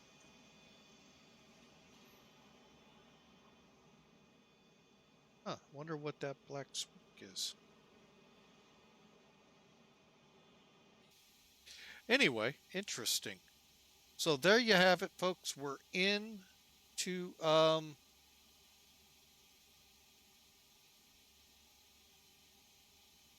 Miami. As you look at that, couldn't go without at least raining on the ramp. Let's see if any METAR reports that. Really kind of cracks me up. 10 miles. Yep, no reported rain here. I'm trying to find. Okay, that was my bad on that. TAF, yeah, no showers expected. Oh, I get a good laugh here sometimes with the weather. All right, but we were able to make the change and land on 3-0. I really don't think it's going to let us do a flight review. So we're going to call it here. I'm going to wait for the commercial break to end so I can end with everyone. Welcome back. We're more than likely not going to be able to do a flight review without it crashing to desktop. I am closing off of VATSIM. So that's a big frame rate killer. Still in the low upper 20s. And I'm going to go ahead and start closing things up. We'll give it a try, don't get me wrong. But unless they've fixed stuff, I do have the brakes set, or so we think they are. And I'm wondering if maybe that has something to do with it. Cockpit to ground. Remove the chocks. So we'll give it a second here. I'm also going to clear out of my desktop version. Chocks removed.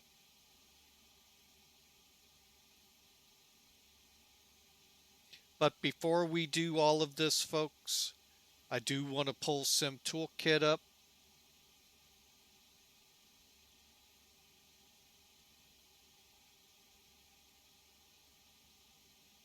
If I could only find it. There it is.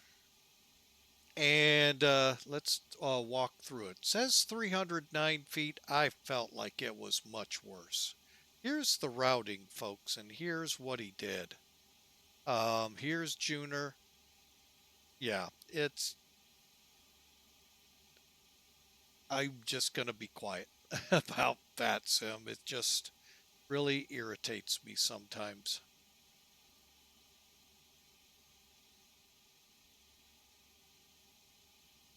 All right, so we flew for 3 hours, 1,000 miles, 30,000 kilograms. Okay, remember, we loaded on about 100,000 pounds of fuel, so pounds, not kilograms. Landed 309 feet a minute, 136 knots at a G. That's actually not bad, so I'm kind of curious how it's going to look. Little long, but we're showing within the landing zone. Landing zone starts at the blue dot here, which is this white line with the arrows because of the displaced threshold. And we landed, looks like just under 2,000 feet down, 4 feet to the left. That's a great landing. Just, I felt like the nose came down first. So overall, a good landing. And I'm going to go ahead and get rid of Sim Toolkit. All right, and close out that. And let's, fingers crossed. Oh, wait a minute. Now I know I closed those. Stand by.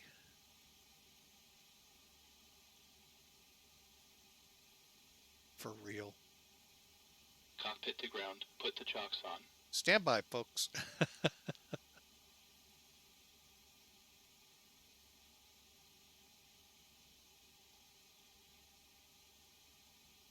Chocks are on.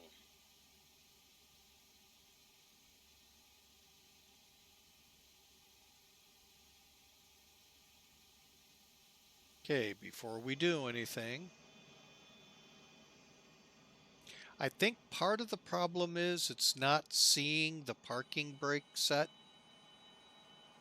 And I don't know what's triggering that.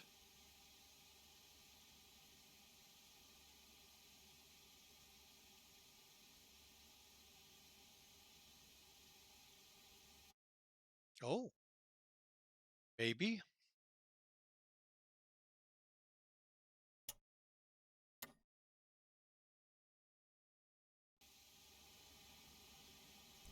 I'll let it do its thing. All right, well, I am shocked.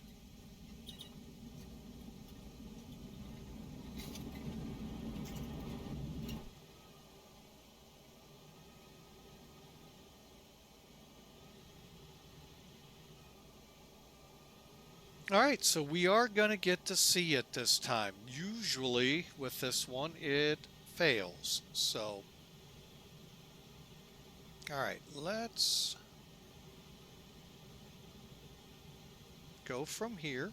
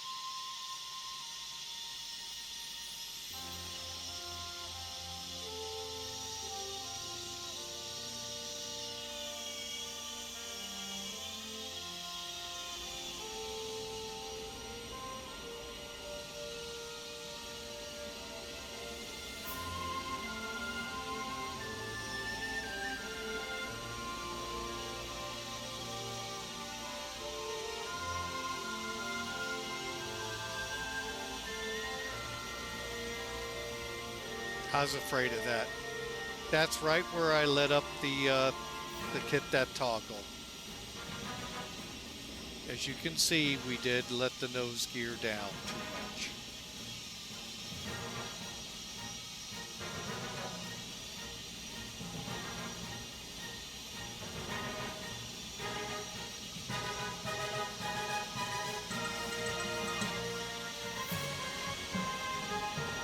I think if I'd have just flared more, even having to do what I did would not have caused the nose gear. All right, well, not bad, folks. Let's take a look at this from a different angle.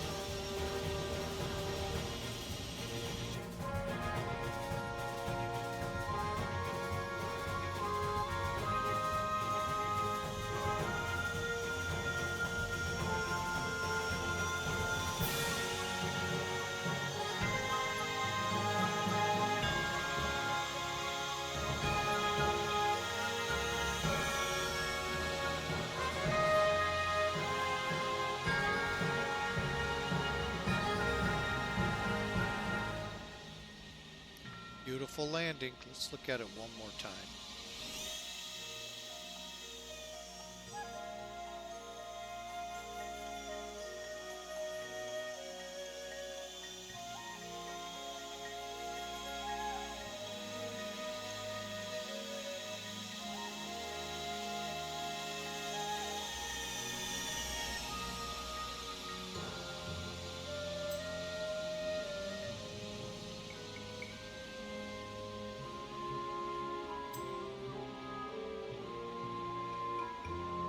Not bad.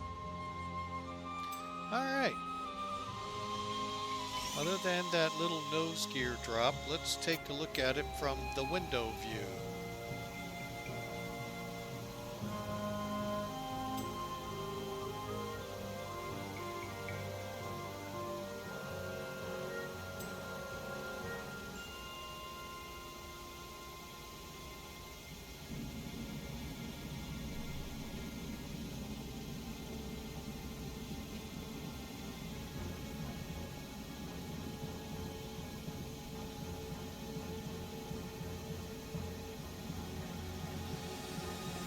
Well, folks, that is a really good landing. It's despite the fact I didn't use the nose gear first. Let's try the tower.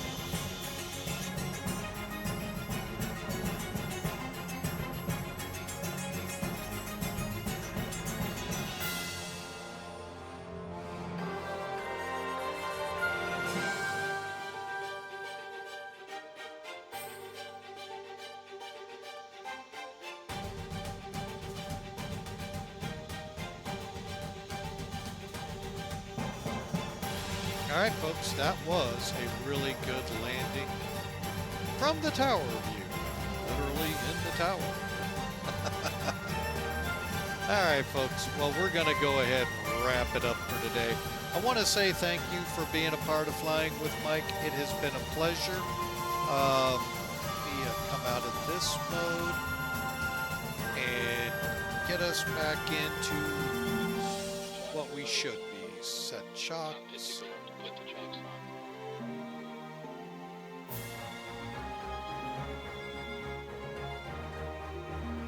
Curious. Yeah, it's still showing the parking brake on. All right. Well, folks, and I'm going to go ahead connect the GPU. I don't know if the APU is still running. It is. All right, folks. You all have a great rest of this last week to Christmas. Don't forget those loved ones, folks, looking for gifts, and anyone else. Hope you all have a great week. We'll see you Thursday. Master Op 98, welcome. Thank you so much for the chat message there. And thank you for the subscription there a couple days ago. Folks, you all have a great week. Remember, Christmas is next Monday, 1 week away. God bless you all. Remember the reason for the season. Christ Jesus was born this day in a manger, Bethlehem. What a story. We'll get into that on Thursday. MD-11/Airbus 11. We'll see you then. God bless. Have a great day.